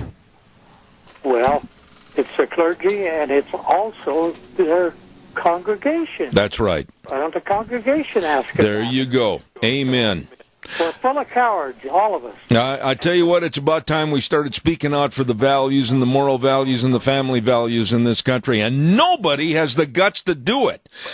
Caller, thank you. I appreciate it, Keith. God bless you, man. Thank you so much. Here's a quarter. Go buy some guts. That's about right, too. Caller, good morning. You're on the air. Well, it always comes back down to the fact that, see, when we're out in the public and we're in the public eye, or we speak up on the radio or whatever, and we say something controversial, at least ways in their eyes, even though it's right and wrong are still right and wrong. Normal is still normal. But you see, nowadays, there's so much peer pressure coming from the general public who feel like they've got to, go along to get along. And so they tolerate. We tolerate until we're done. Randy, everybody... I don't mean to jump in on you, but I got to ask you this question. You are never shy, and I'm not saying this out of disrespect, and I'm saying this out of respect. You are never shy about airing your opinions on various subjects, and people know you and they know your voice. So in other words, you're not hiding behind a curtain someplace. I'm not hiding behind a curtain someplace. But I get absolutely teed off, and you know I'm telling the truth. I have asked for over 3 months, actually since Christmas time, for members of the clergy to come on and discuss these issues which affect the community and their congregation. Where are they, Randy? I tell you what, I don't know. It's so frustrating. I'd like to start, I am one busy boy, but I would be willing to just start calling them and saying, hey, I'm not talking about just here in Burley. I'm talking about in Twin. And saying, what's with you people? When you withdraw, something fills the void. I say it every week, and it's going to be evil. It is. And evil comes in many things. It can be extremely subtle. You don't even know that you could, evil isn't obvious. It creeps in, and it steals away what you were. It steals away your morals, your principles. It steals away your life. And next thing you know, I've tolerated myself right out of happiness. There you go. But the point I'm getting at... I'm going to pursue happiness, but I know happiness comes from me being an honest, ethical man. That's right. Doing my best. I'm not perfect. I have to repent all day long, every day, because I raise hell. But I am mad. But I am never going to quit, because I'm going to fight for what's right. Some people say, well, you can call me whatever you want. You can find me. Come over here and get me. I'll stand right there with you. Well, I appreciate that, Randy, because I just absolutely don't understand how after all these months and weeks of inviting members of the clergy to call me and schedule times to come on the program and talk about social ills that are affecting everybody in this country, and the ministers and pastors of churches, should be having this incorporated into their sermons so that we can try to correct these public ills. Silence. Absolute silence. Nobody but one pastor, one from Twin Falls, Reverend Paul Thompson, has had the guts and the backbone to call and come on the air. Well, they have some sort of an LGBTQ event over there in Twin, and they were, maybe a talent show or something. Oh, brother. And, you can imagine. They were off the charts because they couldn't wait. You see, there aren't that many. There's less than 2% of the population is this way. The rest of us are just out here trying to be normal and work hard. I guess. And then you take a company corporation like Chick-fil-A that donates to the Fellowship of Christian Athletes and the Salvation Army, and the LGBT goes after them because they don't like that. I am so fed up with kowtowing to the LGBT or QRS, whatever their initials are. It's not going to happen on this program. But I asked the clergy to get involved, and they will not say a word. Well, I'm going to start doing some research on it. People say, how do you have time to work? And I say, well, I'm driving around. I'm I'm usually, I just take the time. If you take the time that I spent on the radio and add it up, it don't really amount to things. But I usually work till 8 o'clock at night anyway, so I just try to make up for it later in the day. I don't know, Zeb. I know we can't sit idly by and expect somebody else to do our job. Oh, there you go, right there. A lady called me last week and summed up just what you said. She said, well, you're talking about it on the radio. Isn't that good enough? My goodness, is that the attitude that what I say on the radio, oh, well, that's good enough. We don't have to have any more involvement? That's ridiculous.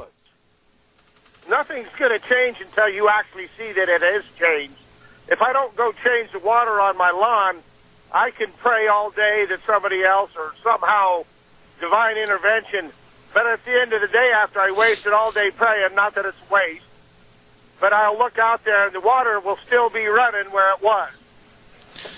I always appreciate your call, my dear friend. Thank you so much, Randy. I know you're going to be there helping, and I appreciate it. Thank you. I think there's more good people than we think. I just think that when we talk up in public, sometimes it's just not something that people want to do. They don't want to have the confrontation for fear of the confrontation. Yeah, but that's no excuse. That's no excuse. Randy, that's no excuse for the clergy not to get involved in the community and help put forth the right issues. Disappointed about them.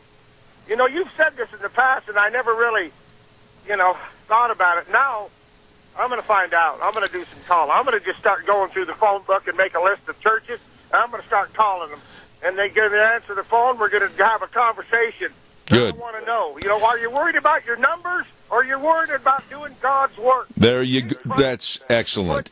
Tolerate this kind of thing? Randy? If Christ was our guest, would we have an LGBTQ talent show and do the most terrible things in the mad? No, we wouldn't. I appreciate your calling in on this and always with the issues, Randy. God bless you, man. Thank you. Thank you, and I do mean that. Thank you. I just don't understand the lackadaisical attitude. Oh, well, I can't say anything. Oh, no. Why, our tax status might be in jeopardy. Oh, for heaven's sakes. Are we more worried about tax statuses? Are we more worried about offending maybe perhaps certain members of the churches, congregational members, instead of telling the truth? What the heck is going on? Caller, I'll be right there. Don't forget Patterson's at 421 East Main in Burley. The number to call, 678-6997. Curtis and Lorena, all the good folks over there with the very best of all your electronics needs. And when I underline the word all, it's true. From car stereos and speakers to complete sound systems to all the great TVs by Samsung, Sony, Toshiba, etc. And, of course, home theater systems, video surveillance cameras. It's all there at Patterson's, 421 East Main in Burley. They're open Monday through Saturday 9 to 6, and they are good, knowledgeable people serving you. Patterson's in Burley. Caller, good morning. You're on the air. Yeah, Earl. I've been around the sheep industry, 65 years at least, and I know what the outcome of a line breeding is. Has this human race turned into just a straight mix of the same kind, and this is turning into these immorals? Errol, you really brought up a good way to give an analogy about it. I think, quite frankly, with where we're headed and what's going on in this country, we're on a pathway to hell. And nobody seems to care. And then I get criticized with letters and emails and phone calls after the program, naturally, because these people come out of the clouds and the shadows and don't have the nerve to call me on the air. But honestly, we've lost our values, we've lost the morality in this country, and nobody wants to speak up. And pastors, where are you? Well, it's been, I don't get out a lot, but it sure seems like it's been handed to them on a silver platter way too long. I agree. But what do we do to change it? I get on the radio and I start talking about various stories like this one, to where LGBT people are going to have special rights over Earl and everybody else. What happens? Nothing. Nobody gets mad. Nobody does anything. Nobody tries to change it. They're too afraid. They cower in the corner. Earl, I'm upset about it. Well, I don't blame you. I've been upset about it probably more so than most. But the outcome of changing things like this, it turns into another world war to shock the human race back into some sort of sanity and value. But I guess my question at that point is, Earl, do we just keep going down the slovenly, sleazy road of acceptance, or do we stand up and show some backbone? Well, I've been doing my best here. You've done your best. Randy does a wonderful job. There's a lot of people on your program that does their very best to bring this problem out. Well, all I'm going to tell you is, Earl, I'm not going to quit. I'm not going to weaken, and the door is open. And I'll even put the cell phone number out again, 312-2976. Any pastor or reverend or member of the clergy that wants to call and come on the program, call that number, 312-2976. What more can I offer, Earl? And I'll do my best to set a good example, too. God bless you. I've been down a lot of different roads, I've told you before, but I see where this is going today. God bless you, man. I got to run, but thank you so much for your call and your friendship. Appreciate it. Thank you very much. All my best. Thank you. Bye. Thank you, sir. I'm adamant about this. 312-2976. I've given that number so many times, and not one, except for Reverend Thompson that's coming on Wednesday, has bothered to call. We're going to take a little break in a moment and send it back over to our main studios, but I want to remind you that we're going to have Lunch Bunch on Thursday at Denny's Restaurant, America's Diner at 611 North Overland in Burley. All you got to do is show up. All you got to do is have fun, and there's going to be a lot of gift certificates given out by Walmart, Smith's Foods, Hanson Mortuary, Stokes Groceries, Doug Martin, Denny's. It's a lot of fun, and we would love to see you at Denny's Restaurant this Thursday at 11:30 for Zeb's Lunch Bunch. Right now, we'll send it back over to our main studio. I'll be back in about 3 minutes.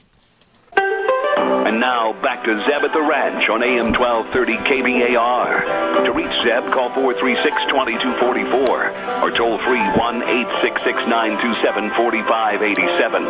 And now, here is Zeb Bell. Hi, thank you very much. We're into the home stretch for a soggy, rainy Monday. And, of course, we want to remind you, too, about Ramsey Heating and Electric and Lennox with their home comfort systems, and they're offering up to $1,700 in rebates on a brand new system. You better check it out. Call Ramsey Heating and Electric today at 678-0459. Terms and conditions apply. See the dealer for details. Ramsey Heating and Electric and Lennox.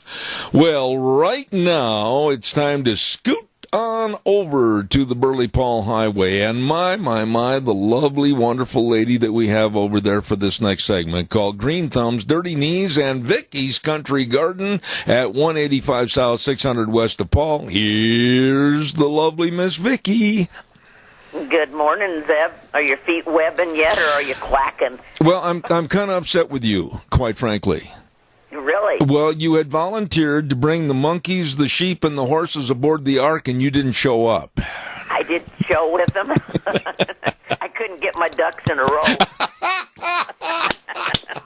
I applaud that remark. That's the best one today. Thank you very much. I appreciate that.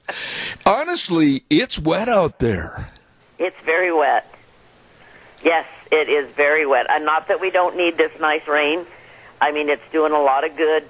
But it is very, very wet, and it's cold along with it. I mean, it's got some cool temperatures, and so I warn people against, don't keep watering your gardens and that if you have them planted. We've got probably enough moisture to pretty much bring any seeds or anything like that up. I mean, give the plants a chance. Don't drown them with more water. Well, that's what I was going to ask you about. You'd be very proud of me, and I want to hear you say kudos to you, Zeb. But I did some research on literally waterlogged plants, and it doesn't do a lot of good for the plants at all, does it? No, it doesn't. You can bring a plant back from a little bit of drought. I mean, shy of being crispy crittered, but I mean, the fact that they droop, they nod their little heads down, and they need a drink, you can bring them back from that and keep them a lot healthier than if you keep them slopping wet. They just can't. They have to be able to breathe. Their roots have to be able to breathe, and if the ground is too awfully wet, they can't. Well, to show you that I've been diligent like a little schoolboy in 6th grade with his teacher, I have found out that you also, with all this moisture and water coming into the garden, you're really leaching and losing a lot of the soil nutrients, aren't you? You can, yes. Your fertilizers and stuff they'll kind of wash down through. So this is a real good time if you're needing to green up your lawn to get your lawn fertilizers on and let the rain take it in and break it down and get it going. It's a good time to get your pre-emergence down in your flower beds. If you get all the weeds pulled out and then get the pre-emergence in, because it takes about a half an inch of moisture to activate those. We're supposed to get that at least today and tomorrow. So, oh my. Yes, it's a good time to get some of that kind of stuff in, get some of your seeds in the ground, so that they can absorb the moisture, and then when it does warm up, they're moisturized and ready to pop and grow at that point in time. Let me ask you this question, and in this little book that I had here, it talked about having a garden that was maybe raised or elevated a little bit to create a better drainage system. Normally we wouldn't be talking about that, living here in the desert and everything, but is it a smart thing to do? It is. The main thing you have to remember is we don't always have this moisture. Yeah. And so whenever you elevate, you bring it up above the basic ground level, that is going to dry out faster. Oh. So it's great for the time frame when we're really moist, having a lot of moisture and that type of thing. But when we get into the hot and dry, then you have to really bump up your watering to make sure that it's not moving away from your plants. Okay, what about and also in this little story, I learned a lot, man. Every time I talk to you, I learn so much, and I thought, well, I better do some research. What about adding something to the soil to kind of holding the nutrients? Well, that's where your compost kind of comes in handy. It helps hold moisture. It helps with that type of thing. There are there's different things that you can work into your soil. Coconut fiber is a real good one to blend in with your soil. Like it's kind of like a compost, except it's just a coconut fiber that will absorb moisture and then release it slowly back into the soil. It helps a lot if you've got real sandy soil and that type of thing. There's different things that can be put down in the soil to make the soil retain moisture more. And sandy soil is the one that you really have to watch with. Very rarely can you overwater in heavy sand. Because it just leaches right on down through. Well, what about the fact that we're talking about all this moisture and everything? Are there some bad guys out there as far as pests and possible diseases that could come from all the moisture? This is where the fungus and that starts to grow. You get this heavy moisture going, and the moisture stays in the plants, and you get the roots a little bit too wet. That's where, if you get a root fungus or kind of like a root rot, that's what you get into when things get too damp. And that's why I tell people, don't irrigate your gardens and stuff now with all this rain, because you're going to get it too wet, and then by the time it dries out, the plants are going to already have some damage done to the root, and it's pretty hard to bring them back from that. But yes, fungus starts on these wet, cold situations, and then when it warms up, it just explodes at that point in time. What about the pests? Now, you've talked in the past about slugs, and I'm trying to remember, you were talking one program about snails, too. Whether they love it cool and damp, because their body structure cannot handle the hot and dry. So slugs this is going to bring the slugs out big time. So if you start noticing you've got leaves that kind of look like lace, there's only basically the veining left and everything else has kind of been chewed away, that is usually a slug that's causing that problem. Holy smokes! They work a lot at night, unless it's weather like this, and then they can work pretty much all day long. But they like to get down in under the bark, under heavy foliage, and that type of thing, and then they climb up. They work from the ground up. They climb up the stem and go to work on the leaves. You know, in raising a garden, or if you're a farmer with sugar beets or whatever the case might be, I mean, too much of a good thing can be almost as bad as not receiving any of a good thing.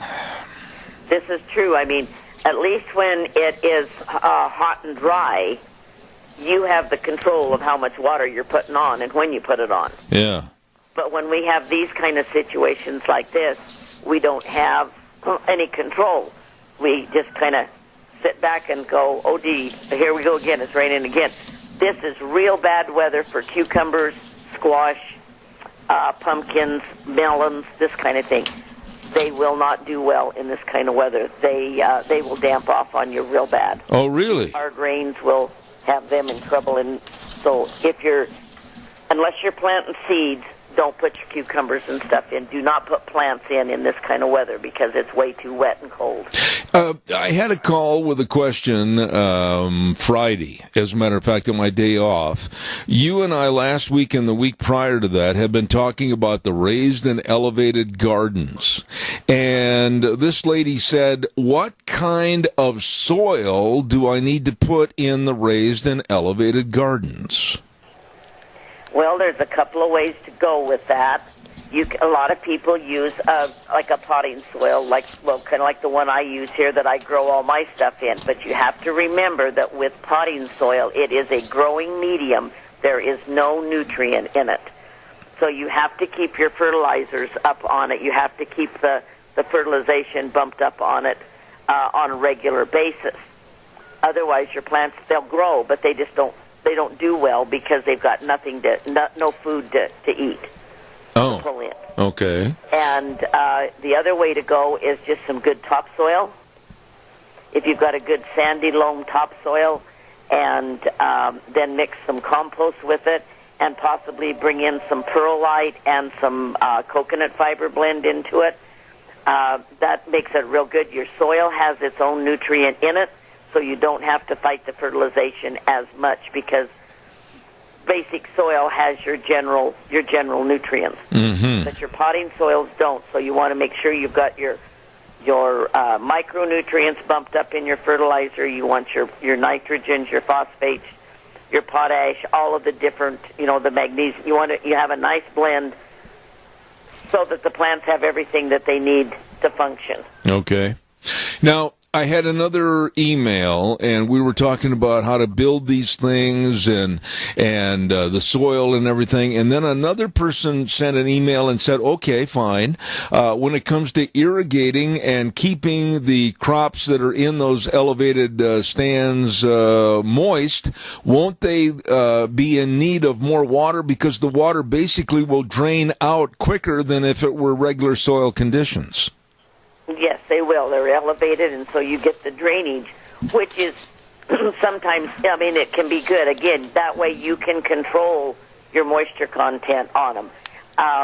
But yes, you'll just have to watch them and monitor depending on what kind of soil you've got in there. If you've gone in with the soil and the coconut fiber and the compost mix, the whole trick is just digging down into that soil, checking it. If you've got some good moisture down about an inch deep, then don't worry about your watering as much. If it's dry, give them a drink. It's best to saturate them good, let them drain through, dry out a little bit, and then resaturate again. Okay. But don't water every day just because, it might need a drink. You can get those kind of beds too wet also.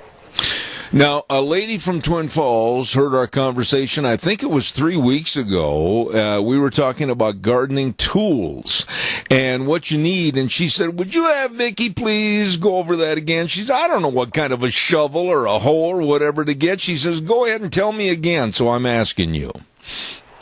Okay, there's different kinds of tools out there that, everywhere you go, every hardware store's got them.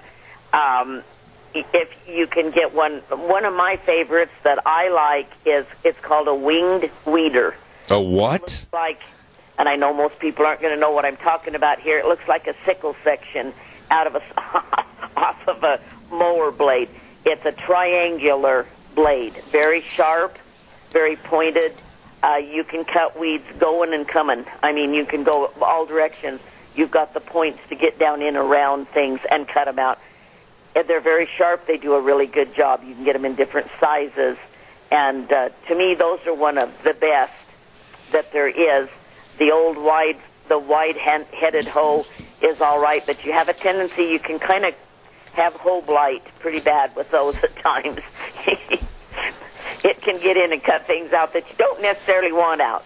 Well, but the winged weeder is one that you can angle it different ways and get in around your plants and not necessarily take your plant out. Well, you bring up a really good point, though. What about when you're hoeing the weeds or hoeing the garden? How close dare you get to the plants without severing off some of their root system? That's the whole trick right there. That's where the weed mat comes in nice, because you can have the weed mat keep the weeds out of the garden, pretty much, period.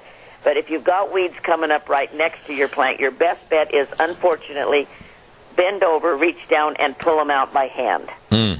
Okay. Have the ground nice and moist and pull them out that way, because it's real hard to not nick or damage that stem on your plant when you're using a piece of iron to reach down in there and cut those weeds out. They're that close to the stem, just lean over and pull them out. That's your best way. Okay. Now, is there anything leading up to, let's say this next week, we're going to be looking at some pretty wet conditions, and then when things start to dry out, what should people do? Because they're going to see a resurgence of weeds like they ain't never seen before. They better be ready to go, right? That's why I say this is a good time to get those pre-emergence in place. Because, yes, all of those little weed seeds that have been laying there in your flower beds and that, they are going to pop like there's no tomorrow. And you get 3 hours of sunshine, and it's going to be a carpet of green. Oh, my. Okay. So the pre-emergence help with that, or sharpen your hoe and get ready to go to work, because it's going to get real serious if we get some sunshine and some warm weather. Your plants are going to take off and grow really well, too. But just remember, weeds take away your fertilizers, take away your nutrient, and your plants suffer. The weeds will suck it faster than the plants will. Okay. So keep the weeds under control. All right. It is time for the world-famous Miss Vicky's Gardening Tip of the Week. Okay, if you're wanting to plant rose bushes or shrubs or trees or anything like that in your yard, the woody stem things, raspberries, strawberries, those type of things, this cool, damp weather is perfect for that type of thing. They get in, they get established before the heat hits them. This is an absolute perfect weather picture for doing, like I say, the fruit trees, shade trees, ornamental trees, shrubs, berries, the raspberries, blackberries, all that kind of thing. Perfect time frame to get that kind of thing in. Okay. Now, do you have any specials going on over there at Vicky's Country Gardens? Well, we don't have a lot of specials going on right now, but we still have a very good supply of tomatoes and peppers and all, and we have our full line of bulk seeds, garden seeds. I have people in, is it too late to plant a garden? No, it's perfect. Perfect timing to get going on your garden right now. Absolutely perfect timing. And we have all the landscaping needs that you need. We just got in a big shipment of beautiful, beautiful new perennials, hibiscus, hydrangeas, you name it, we got it. Did you ever complete the list that you were supposed to? It was your homework assignment from 2 years ago of how flowers got their name in the first place? No, I have my own theory on some of that. I think it's a bunch of guys that were sitting up late at night with a couple of bottles of tequila, and they came up with the screwiest names they could come up with. How do you come up with hydrangea and hibiscus or whatever you were talking about? Oh, yeah. There's all kinds of names that you just look at them and you go, nobody in their right mind's going to come up with a name like this. It's hard for me to understand 5 guys sitting around a poker table with cigars in their mouth going, oh, let's call that a geranium. That's right. It's kind of a scary thought. Most of the time I'm sure it's very highly educated people that have all of these big names and they know how to put all of these letters together and come up with strange names. But boy, there's some strange ones out there, I'll guarantee you. What are the hours that you're open over there, Vicki? We are open 9 to 6 Monday through Saturday and 11 to 3 on Sunday. Ladies and gentlemen, you have just heard the queen of the winged weeder over at Vicky's Country Garden at 185 South 600 West of Paul, the lovely Miss Vicki. God bless you. Have a great week. All right. Talk to you later, Zeb. Thanks. Thank you. I love that lady, Miss Vicki over at Vicky's Country Garden. She knows. She's a lot of fun to be around, too, let me tell you. We got to get the weather on here. And you probably can guess what the weather is. I mean, holy smokes. I'm kind of hoping every time I have a weather break, Gene will jump in and say, oh, it's going to be sunny and 70. Well, let's see. Just a minute. Scarrows Meats, Don Scarrow and the crew at 331 North Road, Jerome. They bring you the weather this hour, and you can check out all the fantastic, delicious meats at Scarrows Meats. Go to their website, scarrowsmeats.com, or give them a call at 324-7657. Oh, my goodness, all the different bacons and the marinated pork ribs and the tri-tips and everything. Got graduation coming up? Oh, you got a whole bunch of family to feed? You better get a hold of Scarrows Meats in Jerome. 324-7657. Let's take a look at the weather. You can shut your irrigation lines off this week because precipitation is prevalent throughout this week. Scattered thunderstorms are likely by this afternoon. Mostly cloudy skies. We are expecting a high of 57 and winds out of the west at about 5 miles an hour. For tonight, scattered showers and thunderstorms. Again, mostly cloudy skies with a low of 40. That's going to continue for tomorrow, about an 80% chance of showers with a high of 53. Winds are going to be out of the west-southwest, picking up to about 14 miles an hour. Gusts as high as 20 miles an hour. For Wednesday, again, more rain showers in the forecast, cloudy skies with a high of 53. More rain is expected for Thursday with a high of 55. And yes, more rain and thunderstorms possible for Friday. Mostly cloudy skies and a high of 58.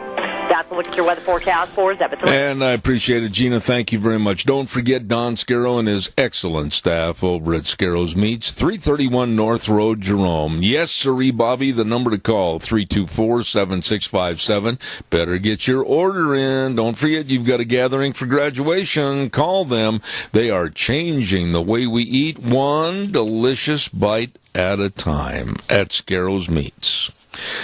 A couple of things. Calls are welcome. 436-2244, 1-866-927-4587. Couple of things I need to mention here real quick. First and foremost, George Mass is going to be on the program later this week.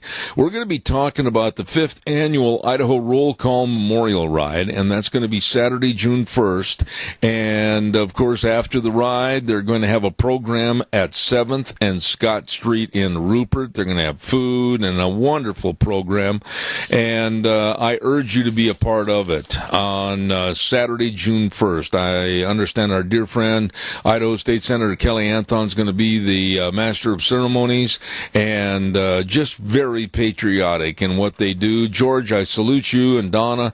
Idaho Roll Call Memorial Ride and Ceremony in Rupert on June 1st. There you go. We'll have more on that as the days progress. Tomorrow on the program, as I wait for your call, give me a call if you have something you want to add to this morning's program, 436-2244, 1-866-927-4587. We have been hesitant to say anything about the health status of a guest of ours that is on many, many times in frequency, and that's Dr. Gerard Lamerlo. It was about a month and a half ago, after one of our program segments with Dr. Lamerlo, that we learned that he has a very, very deadly cancer update that we need to keep him in our thoughts and prayers. And this man is tough. This man is going through all the different chemo sessions and everything else, and he said, no, I'm not going to quit doing what I'm doing. I'm going to keep on writing, and I'm going to keep on speaking, and he's going to be on our air tomorrow morning at 10:30. And I just urge you, for anybody and everybody that is fighting health problems, take a minute, get on bended knee, and pray for them. There's a lot of people that are suffering in this whole world, and sometimes, and many times, we don't appreciate all of our blessings and all of our good health. So please, remember a lot of these folks in your prayers. Calls are welcome, 436-2244, 1-866-927-4587. Another issue that I've got to remind everybody about, because I want you to be there, and that's, of course, Lunch Bunch, coming up on this Thursday at Denny's Restaurant, America's Diner, at 611 North Overland in Burley. What do you do there? Well, we just have a lot of fun. There's a lot of camaraderie, a lot of fellowship, a lot of joking, a lot of kidding, a lot of fun, a lot of door prizes. Please come by.